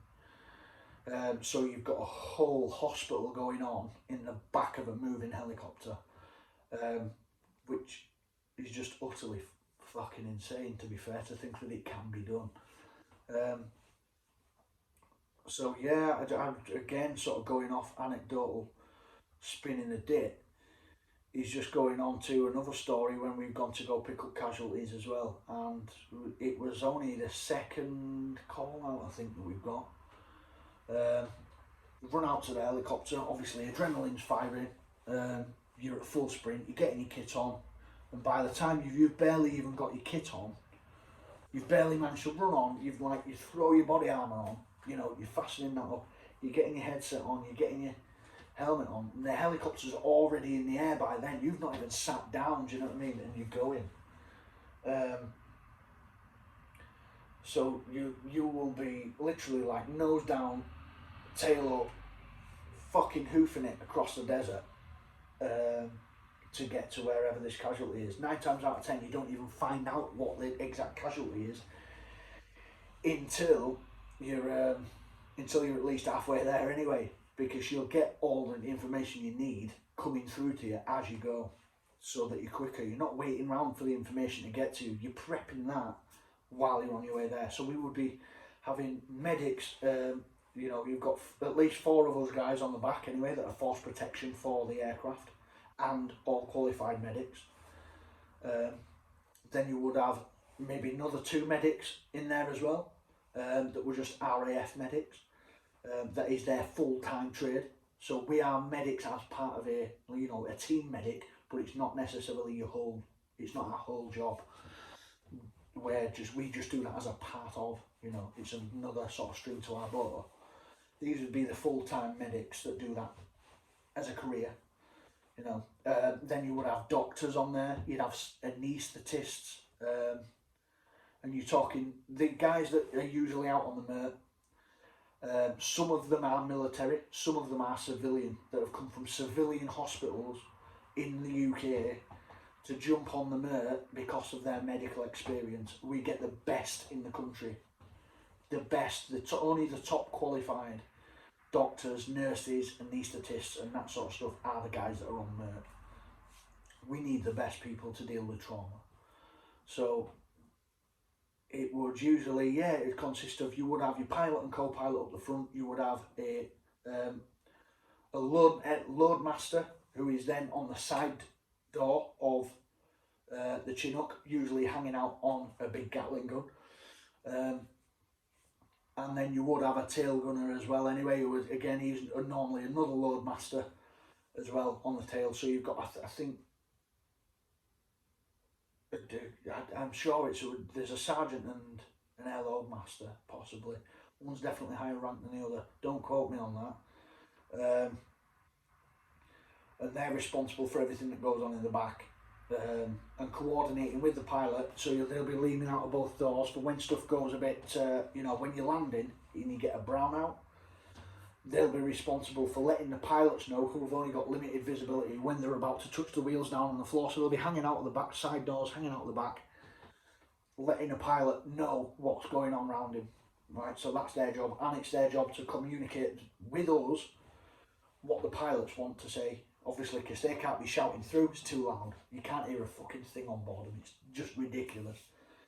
So they will be shouting through to the load masters on their headsets, and they would then be speaking that over to us using, hand signals, anything like that, saying how far you are out, how many casualties you're expecting, what sort of stuff you need to be prepping for. What are we looking at? It might be trauma, could it be gunshot wounds, could it be crush injuries, could it be burns, could it be traumatic amputations, arterial bleeds. Everything that we're dealing with 90% of the time is severe trauma. So we are picking up people that are being involved in bomb blasts, IED blasts, being shot, burnt, crushed, you name it. We got them all. And yeah, I remember going out to one shout, and I can't remember exactly whereabouts in Helmand we went to, but it was quite far down in south in Helmand, and I believe it was either somewhere like Garesh. Might have been Garesh. But where we landed was an absolute hotbed of Taliban activity anyway, and troops had been in contact. One of the vehicles had been hit by an IED. They'd had a follow-up contact on that. So they'd sort of not necessarily been ambushed as such, but they'd suffered 4 casualties from an IED strike who were severely injured. And they'd been followed up by small arms fire, so they got a guy that had been shot as well. So they were having a fucking horrible day. And it's our job as soon as we land on. They're telling us all this information, like through the headsets and stuff anyway, while we're en route there, so that we know what kit and equipment we need to pack and get ready. So, okay, we've got this going on, so we're going to need fucking, you're going to need tons of dressings, you're going to need tourniquets, you're going to need splints, you're going to need IVs, bloods, all this stuff to get ready anyway. You've got a lot to prep while you're on the way out, so you're helping all the medics and the doctors and anaesthetists get everything ready to accept these casualties on board. And then it's our job, as soon as we run out, we can either be one of 2 things anyway, to be fair. We can either be stretcher bearers, so we can be the guy that's running out and going across towards where the incident is and loading the casualties onto a stretcher if they've not been already. If they're not packaged and ready to go by the guys on the ground, then that would also be our job, to package these guys, get them on a stretcher and get them in the back. We also, again, provide force protection, so it's also our job to run off the back and do at least a 180-degree arc of cover to be able to cover, to make sure that the helicopter's not going to be attacked when it's at its most vulnerable while it's on the ground. Because the prime target for the Taliban would be to shoot down a helicopter, because they are taking so many valuable people off that battlefield if they manage to hit a helicopter. So they will try. They do try often to try and shoot you down while you're either on approach, take off, or while you're on the ground as well. So it's not uncommon to have RPGs and small arms fire, machine gun fire and that sort of thing coming at you when you're on the ground. So that just makes an onus on our job to get that sort of stuff done and get them packaged and on board as quickly as we possibly can, so that the time that we spend wheels down is minimum. We want to be down and back off again within a minute or 2, to be fair. We don't really want to spend much longer than that on the ground. Again, I said with the Merc before, we like to have a clear HLS. We need a clear zone to land on, because the Chinook is such a big helicopter and it has got such a lot of ground sign. It means that we can't afford... I think when we were out there was only 4 Chinooks for the whole of Afghanistan. 4 helicopters had to serve the whole of Afghanistan, and they were in constant rotation. They never stopped. They were constantly in use. If one went down, I think they had 1 in reserve, so that, like, if one was getting repaired, they'd bring another one out while that was getting repaired and then rotate them, do you know what I mean? So that whenever one was getting repaired, they had 1 more and that was it to stand in. So if we lost a helicopter out there, it was fucking critical that we did not lose a helicopter. Because that would have been operations out in Afghanistan, like literally grinding to a halt, because we wouldn't be able to extract casualties from anywhere in the country. There could be people that are going longer without treatment, and there would be a lot of people dying as a result.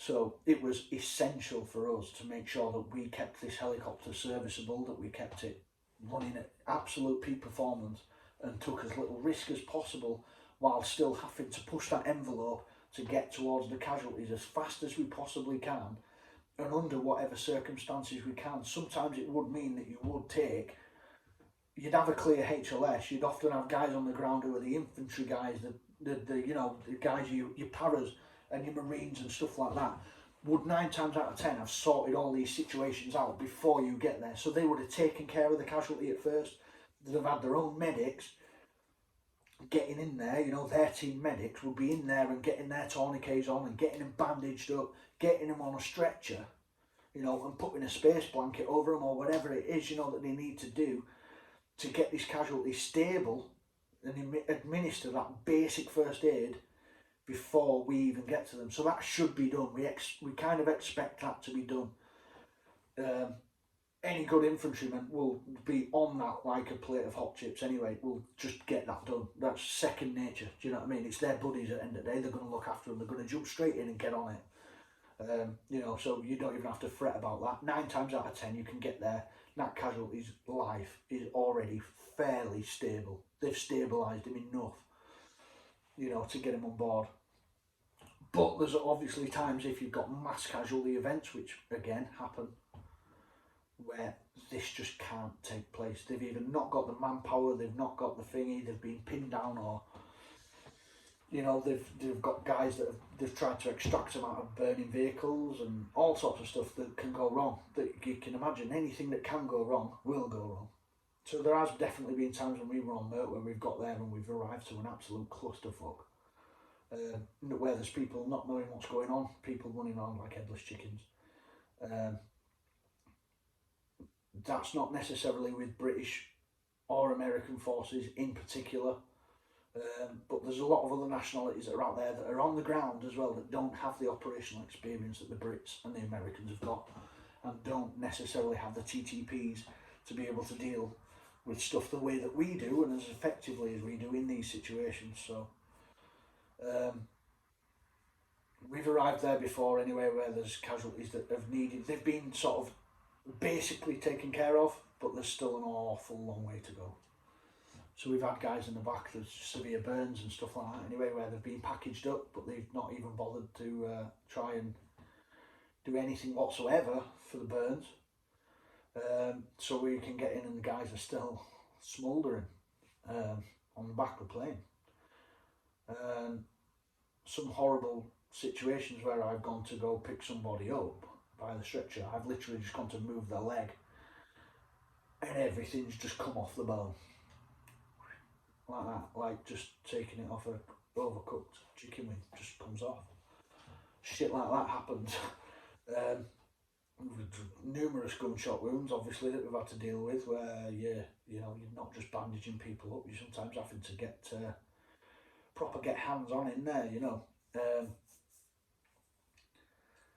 a lot of the time, for a lot more serious wounds, when he's talking about traumatic amputations and stuff like that, you'll have it'll be the doctors, the surgeons as well, surgeons on board that will 9 times out of 10 be getting stuck straight into the most difficult of the injuries, while we will be dealing with the secondary injuries and tertiary injuries. So it'll be triaged as well. So if they've got a traumatic amputation of their left leg and they've also got a gunshot wound to their arm, it's obviously going to be the more experienced doctor who's getting on with that. He's going to be dealing with the leg. We might be dealing with the arm. We might be then just, other than that, checking all around the body for any other injuries as well.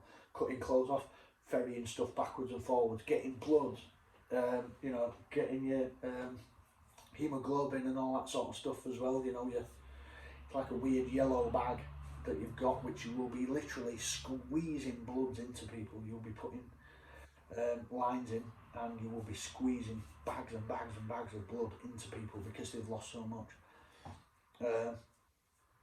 So we've got a lot to do within that team, playing our little part in it. So we're not saying we're getting in there and we're trying to put somebody's leg back together, because you can't do that. That's a surgeon's job. But we'll be going in there, we'll be stabilising them, we'll be making sure that their airways are clear, that they're breathing, that the circulation's fine, that they've got tourniquets on, reapplying tourniquets, retightening them if they need.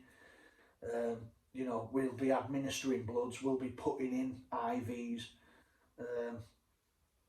you know, we'll be redressing wounds and burns and things like that. So, you know, plugging gunshot wounds or putting chest seals on and stuff if somebody's got a sucking chest wound. Or there's so much to do, you know, so you are getting stuck in, especially if you've got multiple casualties. You can fit 4 or 5, sometimes 6 casualties on the back of a Chinook and maybe have 1 person per casualty. So if that's a severe casualty situation, again, which we've been to, which we've had, I think 5 casualties was the most that we've had on board at one time, all traumatic amputations and like burn injuries, some crush injuries as well, because they'd been in a vehicle that had been absolutely cannonballed by an IED. So they'd lost limbs. There was a lot going on. You know, severe head injuries and stuff like that. You can see, take somebody's helmet off and the top half of the head comes away with it. You know, it's you will see an awful lot of trauma doing that sort of job. That's what it is. That's the nature of warfare, unfortunately. It's fucking grim. But again, when we get those guys on board, once we get them onto the back of the helicopter, their survival chance, believe it or not, if we get to them within that hour, and we get them back to surgery within an hour, their survival rate is up to almost 90%, believe it or not.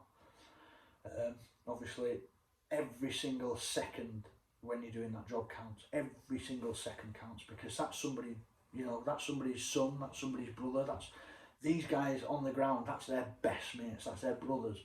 You know, this is this is our brothers and sisters that we're dealing with as well, because it can be our forces, do you know what I mean? It can be our guys, it could be people that we know, that we're picking up.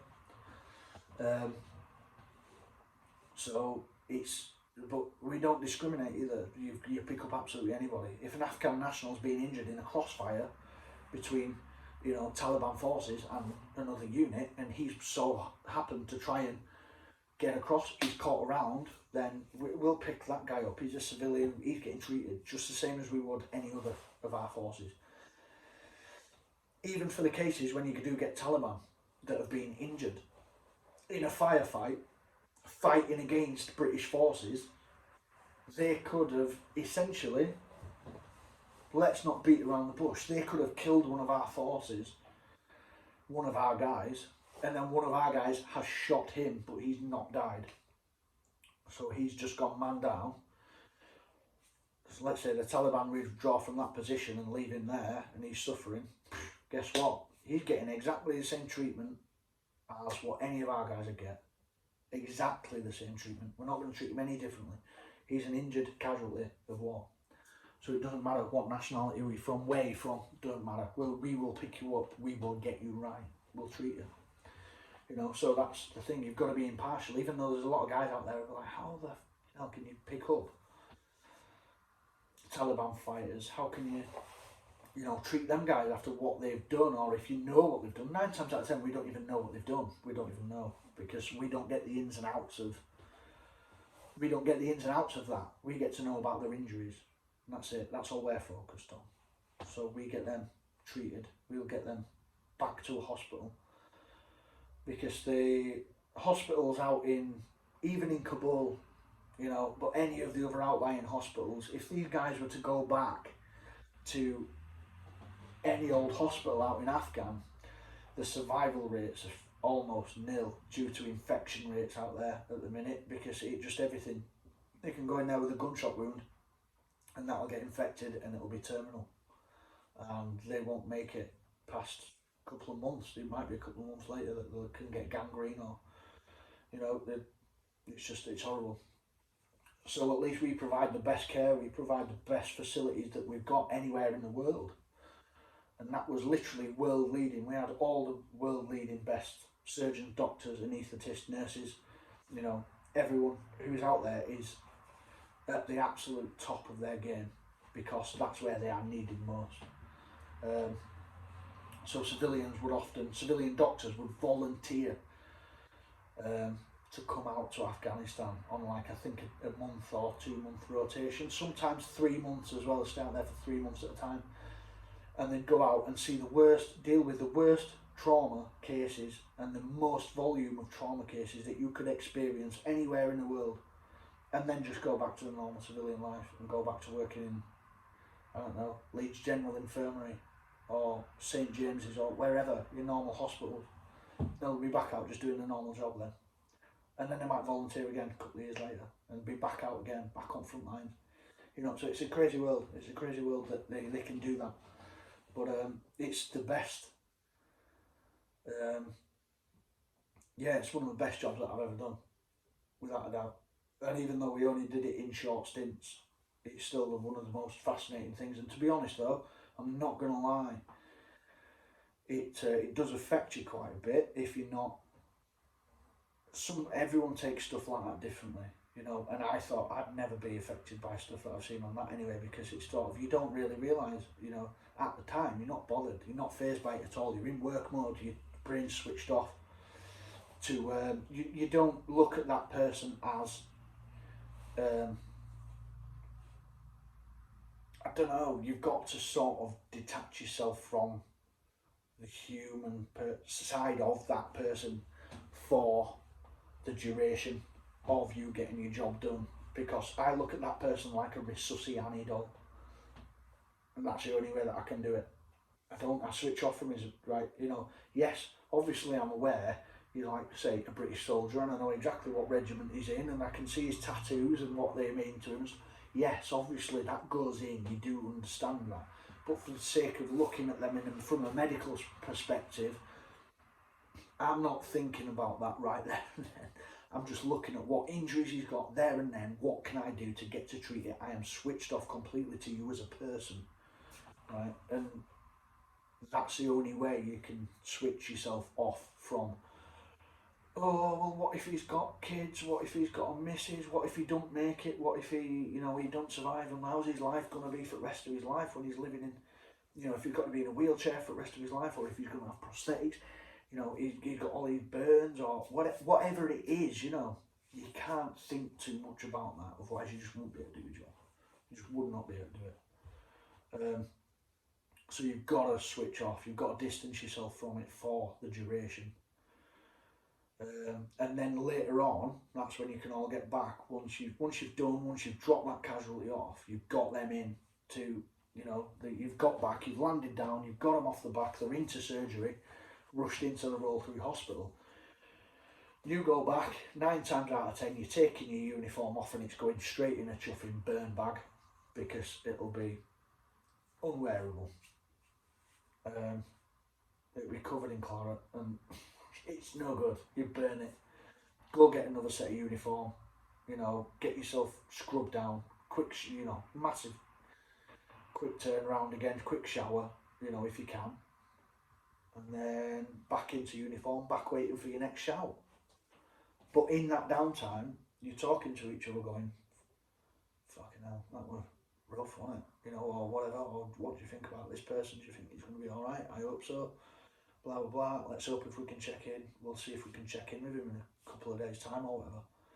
You know, and you do talk to each other about it, but you don't want to go into too much depth because you're still on that. And then guess what? You're going to have another shout out in another X amount of minutes, even. So you've no time to dwell on stuff like that. You'll see some horrific shit, but it'll be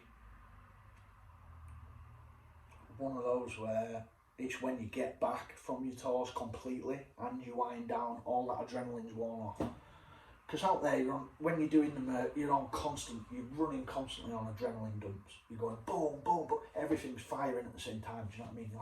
You're sprinting out, you're going out in the thing. Everything's 100 mile an hour, right? You've got no time to process nothing. You're just focused, laser focus on your job. And even when you get back, you're back on the camp, but you're still in that environment, you know what I mean? You're still waiting for that next shout out, for that next adrenaline dump. you will be constantly running on cycles of just pure exhaustion and complete adrenaline. Pure exhaustion, complete adrenaline. You know, so that's literally just the cycles that you go through for the full 6 month tour out in Afghan. It will just be either you're completely bored or you're just so pumped with adrenaline that you cannot, like, you just, you like enter superhero mode where you've just got like laser vision onto it, exactly what you need to do. And you know your job, you know what you've got to do, you're getting it done, and that's all you're thinking about. What next? Right, done that. What next? Done, done. Right, come on, let's move this, do that. Get your job done, and that's all you do. You're just focusing on that constantly. Um, so it's when you get back home after you've done tour like that you sit down and you think, what the fuck have I just done? You know, where have I just been? What have I? You know, when you start to process all the different experiences that you've been through, then anyway, you have that bit more time anyway, where you're not peaking on adrenaline all the time, to be able to sit down and unwrap stuff a little bit more in your mind and process it. And that's when it gets difficult. That's when it gets difficult, because now I'm out of the military. That's when I think about stuff more now. I think about that sort of stuff. As I say, same with the IEDs. I think about that sort of stuff every day. Every day. There's not a single day go by. There's not even like, I'd say there's not even 2 hours, 3 hours in a day where I don't think about it. Like, I cannot physically go more than like 2 hours without thinking about something to do with the military. To be fair, it's just ingrained in my head. It always will be. Like, I'm just that's how my PTSD has affected me. I cannot shake thinking about something, even if it's not something negative. I'll just be thinking about the military.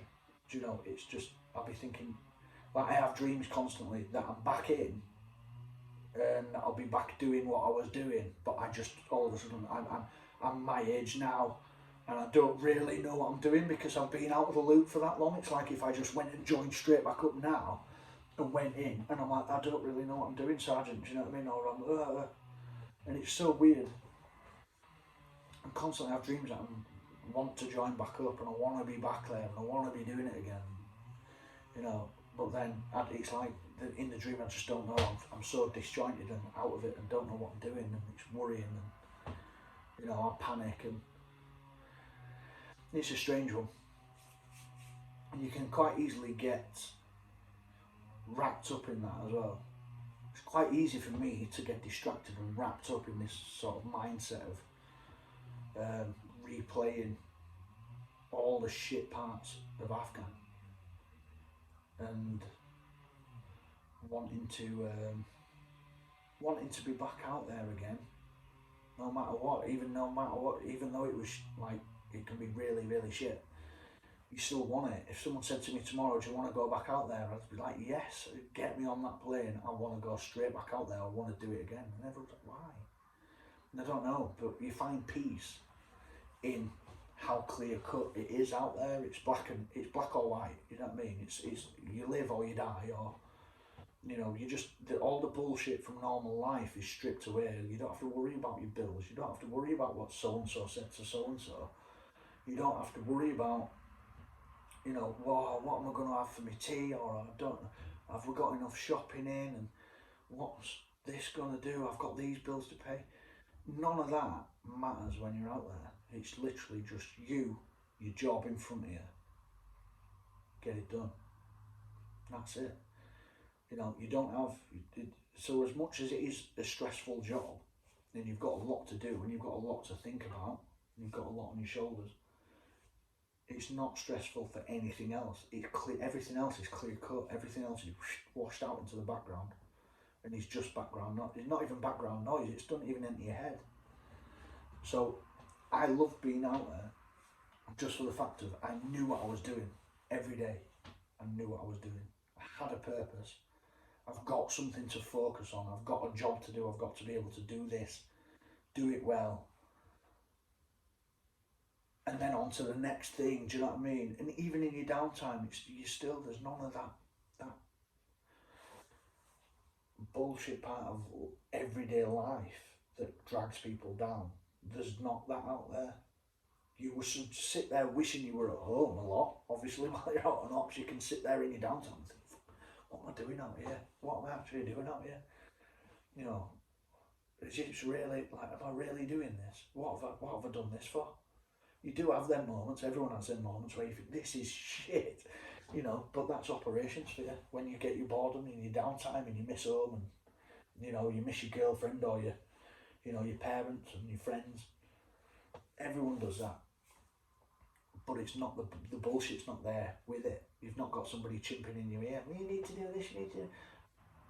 Technically, you can have, but it's operational discussions. You know what I mean? So you're involved in that. You know what you're doing. You know where you're at. You don't have any of the worries and stress of day-to-day grind. So yeah, I do miss it. I did enjoy being out there. It's the most alive I've ever felt, and the most alive I will ever feel. I'm never going to experience anything like that again in Civilian Street. There's not a chance. There's not a job that's comparable to that. A lot of people want to go for fire service or and be a paramedic. And you know, I've considered my options doing that stuff, and I just know that yes, it'll satisfy me to some degree, but I'd be chasing that level of a high that I had when I was in the military and doing this sort of stuff. And I'd end up wanting to either go into burnout mode where I'm trying so hard to make this job what I'm going into feel like that, or you're going to go off the rails completely and people turn to drink and drugs and whatever else, trying to search for some high, trying to, you know, people go and be adrenaline junkies and stuff when they leave the military, trying to chase that adrenaline dump that you get from either being in a contact or dealing with casualties or, you know, getting blown up or whatever, you know, because it's a massive adrenaline dump and people feel a massive level of freedom from having that adrenaline dump. You know, it's weird, it's liberating, it's incredible, powerful. So people chase that. I was lucky, I think I've got to a stage now where I realise I don't need to chase that. I'm quite happy where I am. I've got a nice little job down in my road. I've got 2 lovely kids. I've got an amazing missus, and you know, life's all right. I do still struggle with PTSD every single day. It does get me down. But it's one of those things. Would I change anything? No, not a single thing. I've made mistakes in my past. I've made big mistakes in my past. That's why I'm not in the military now anyway, as a lot of you know. I have made mistakes. Do I regret them? Yeah, I kind of regret those, definitely, you know. But would I change it? No, don't think I would, because that's what got me to where I am today, and that's what's made me who I am. And I think without that, I wouldn't even know. I'd have probably still been in the military, to be fair now. Yes, I would have been in the military, but I wouldn't have had kids. I wouldn't have had my 2 amazing kids. I wouldn't have met my missus. I wouldn't be in the house I'm at now. My life would have been completely different and unimaginable from where it is now. And the experiences that I had once I'd left the military and gone through Colchester and gone through getting back into civilian life, that made me stronger doing that than anything ever did in the military. That was my make or break. That was my point where I was thrown into the crucible and tested in the fires, you know. Yes, I made a big mistake. Yes, I wish I could change that. Obviously, I wish shit would have transpired differently, but it didn't. And am I an idiot? Yes. Do I own it though? Yes. I've been an idiot, you know, and I've took my lumps for that. You know, I've served my time. I've done everything I can, and no matter what now, I keep my nose clean. I've got a brilliant family. I've got a good family life, and I'm just trying to make the best life that I can now for me and my family, while still trying to process everything from all over those years that's still there. I've never left Afghan. I've never left the military. I didn't have that rehabilitation period that people have when they normally leave the military and sort of they get a wind down and they get into um, resettlement courses and things like that. No, that wasn't it for me. I never I never really left because they say that when you go to Colchester, you're still in the military. Which, yes, you are. You're still serving. You're still serving member of the military anyway. And whether you're going through a little bit of disciplinary action or not is not the case because they don't treat you like an idiot. You're still a soldier there anyway. Yes, you've made a mistake. Your punishment enough is just being there, right? But you're just doing military stuff still when you're there. So it's just like being at a military unit. It literally, for me, it was just like transferring from the RAF regiment to the army, really. That's all it felt like. It felt like I was just at an army camp now. And I'm doing the regular army stuff. So then when I leave, it's just bang, you're out on Civvy Street. Right, there you go. That's you. You've left. Your life's your own. Go where you want from here. It's up to you. And you're like, whoa. I'm back in the world I don't understand. You know. I think I went from 17 and a half, still living with my parents, into the military. Spent such a long time in the military where, let's face it, everything's taken care of for you. Your food's taken care of, your bills are taken care of. It's all taken out of your wages before you get there. You know, before you get it. And then at the age of like 24, going on 25, to then just be thrust back out into civilian street with nowhere to live. That's the main thing, nowhere to live. Because I was staying in the barrack blocks while I was in the military. You know, you're staying in a military accommodation. While I was in Colchester, I'm staying in Colchester. Right, so I don't have a house. There's nowhere to live when you first come out, and then you don't have a job. And then you're trying to search for what skills you've got to be able to transfer over from what you've done in the military to now. There's not much call for machine gunners and people that have been in the sniper section and dealt with trauma in Civvy Street. You know, there's not much scope for somebody who's got PTSD, unfortunately. You mention that on a CV, you're bottom of the pile straight away. They don't mean to discriminate against mental health, but believe me, if you were to put that on a CV, they would. Guarantee it. You're not getting that job. So you try not to mention it and just go in and just maybe drop it to the employer once you've got the job or whatever and just mention it. But even then, they won't actively discriminate against you, but you will notice that there will be changes in the way people deal with you if they know that you've got PTSD. It's just there's still that stigma there, no matter what they want to say as well. They'll act like that it's not there, but it is, because they will treat you differently to anyone else. Because people are somehow scared of you a little bit. When I've noticed it, not so much in the workplace that I'm at now. The workplace I'm at now is amazing for it. They do understand. You know, they give me that space, they give me that time that I need if I'm having one of, you know, if I'm a bit sad. But yeah, some workplaces I've been at before have definitely been like, oh, do you reckon you might flip out or whatever, do you know what I mean? And it's horrible, it's derogatory, it makes you feel worse.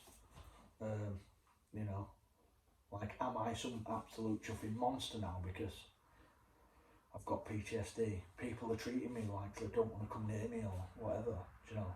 Oh, well, he's an ex-soldier and he's got PTSD, what if he just snaps and... It's not like that, is it?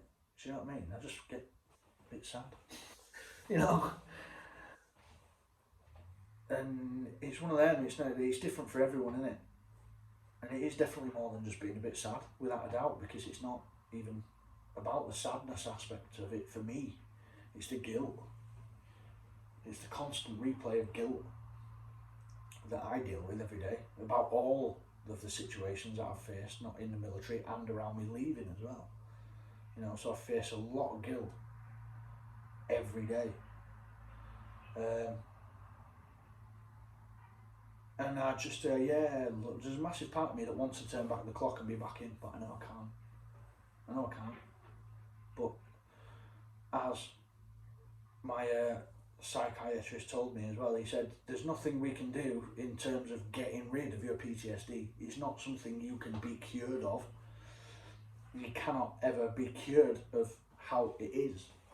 What you've got now is ingrained into you for the rest of your life. It's as simple as that. But the best thing we can do is learn how to deal with it, how to manage it, and how that you can learn to coexist with PTSD to the point where it's not ruling your life every day.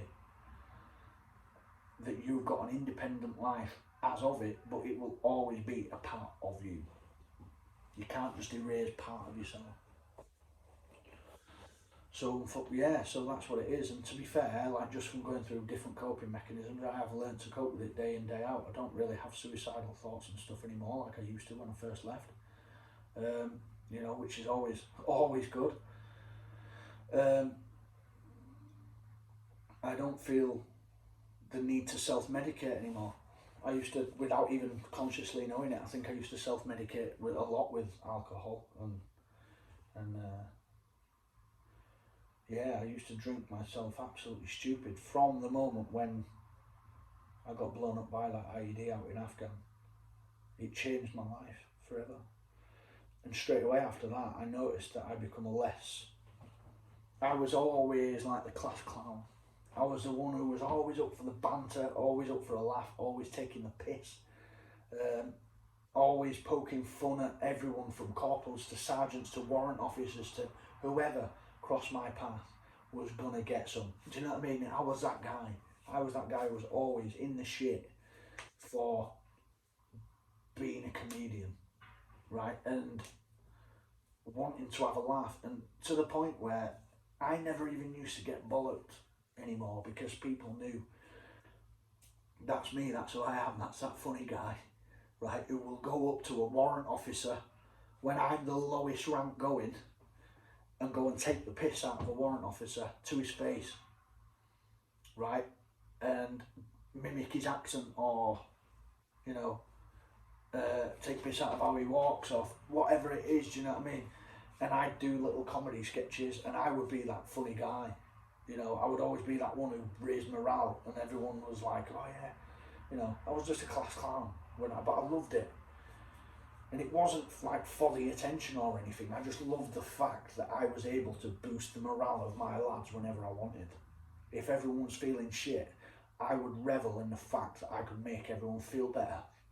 You know, we could be out in the middle of fucking nowhere, in the middle of Wales, in the pissing rain, on a training exercise, crawling through a river, and everyone's blowing out of their arse. And I would just be able to be that one who just said a funny little quip or, you know, just made a joke and instantly lighten everyone's mood. And that was fucking incredible for me. That's what I love doing. You know, that felt like my purpose in the military, is just to make people happy. The guys around me and get them through, motivate people to be able to get through by being the funny guy, taking the shit on the chin, taking the brunt of the bollockings and whatever else so that they could have a better time and I could make them laugh, make their careers and lives easier, you know. But as soon as I hit that IED, it changed. And looking back now, I realise how drastically it changed, but I don't think anyone around me noticed at the time. They just thought I was being a bit of a dick. And I think I stopped being that funny guy. I stopped being out with the lads every weekend, and you know, we were always social. We were always out having a laugh and having a drink and going doing whatever we were doing. You know, and all of a sudden I started becoming a lot more recluse. I just wanted to be on my own. I'd stay in my room on my own a lot more. I'd start to play computer games and you know, want to zone out and not communicate with anyone. And I lost my funny bone. I lost my funny, and it was horrible because I literally can see now how drastically I changed from that guy, and I miss the person that I was then, because I was like the happiest person going, and I miss, like, I used to be the fun one. I used to always be the life and soul. You know, I'd always up for a laugh, always up for a dare. Didn't matter what it was. If you asked me to do something stupid, I'd probably do it. Um, and I got injured so many times from doing it, but you know, and I had an awesome set of mates, and we were always, no matter what we were doing together, right, it was always fun, right, and we was always laughing, right, and I was pranking people all the time, and I knew how to have a proper laugh, and then now I just, it's, for some reason, something in there in my head just switched off, it just switched, and it just went, it disappeared, that part of me disappeared, um, where I didn't feel I could crack a joke anymore, I didn't feel funny anymore, I didn't feel worthy enough to crack that joke, to make that person smile, to be, why am I trying to do this? That's, you know, I felt disingenuous, and I felt like I'd be pretending to be funny when I'm not anymore. Nobody finds me funny now. I've lost my mojo. Why, you know, and that's how I felt for a long time, and I think I still do to a degree. I'm not that funny guy anymore. I'm not a class clown, I'm not a comedian. I've definitely sort of leveled out a lot more, and I've definitely matured, obviously. That is a lot of it, you know, some of it is to do with just maturing. I was 17 and a half when I joined up, obviously I'm an idiot. Now, not so much so, I'm 32. I've grown up a lot. But still, I've definitely lost that part of me, that ability to have a laugh. It's just gone. It's weird. It's so weird that something like that, just the ability to laugh, like proper laugh, has gone. And it's scary to think that part might not come back. And I might not get there. I might not. I don't want to be one of these grumpy little old men who just sits and divers in the. Do you know what I mean? I don't want to be that guy. I don't want to be serious all the time. And I try and have a laugh. I try and have a good laugh and joke, and we have a bit of banter and stuff with like the guys at work and that now, but it never feels genuine. I always feel like I'm trying too hard. Just don't come naturally to me anymore. I also feel a little bit like, I don't know, there's such a strange mixture of emotions that can come with PTSD that you don't even realise, to be fair. It's a fucking roller coaster ride every day. You know, survivor's guilt, complex PTSD.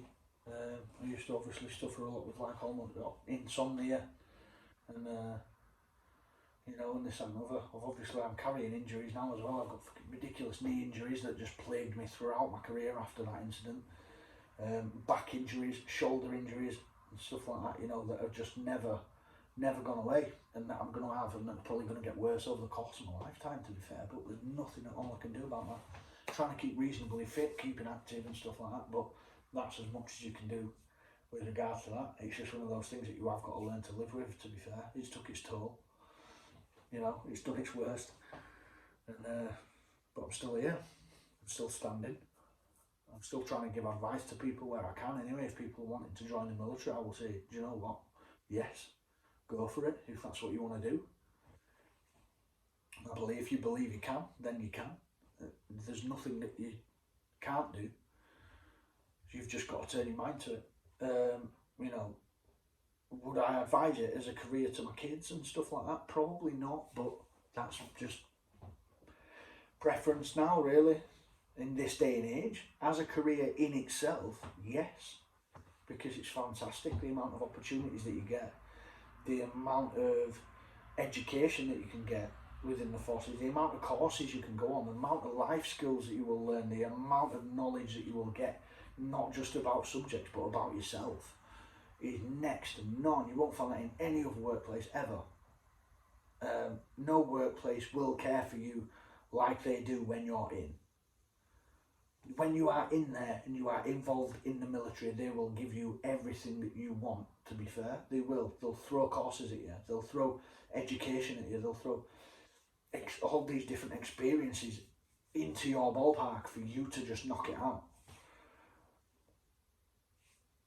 The downside is when you leave, because all that is just whoosh, taken away.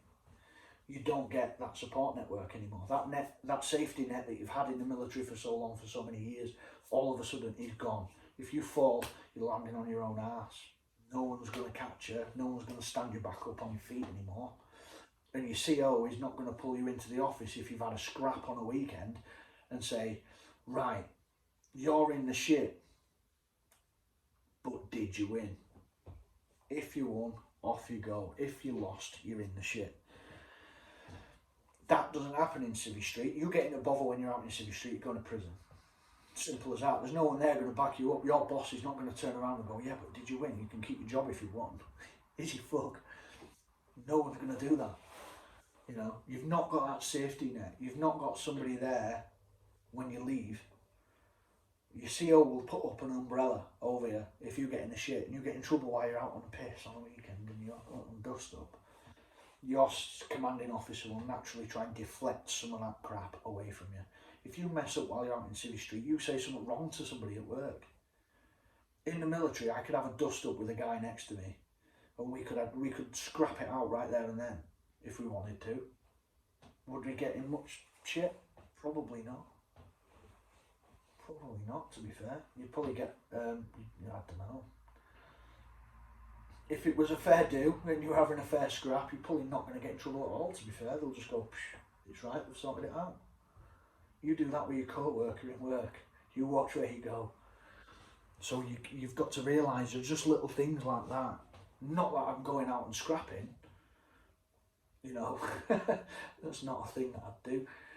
But just little things that you realise that you had before that you don't have underneath you in Civvy Street is an easy way. It's easier to fall and trip yourself up in Civvy Street than it is in the military. You get away with a load of stuff while you're in the military, you know, and just having that ease of not having to worry as much about bills and all that sort of stuff is like a massive safety net.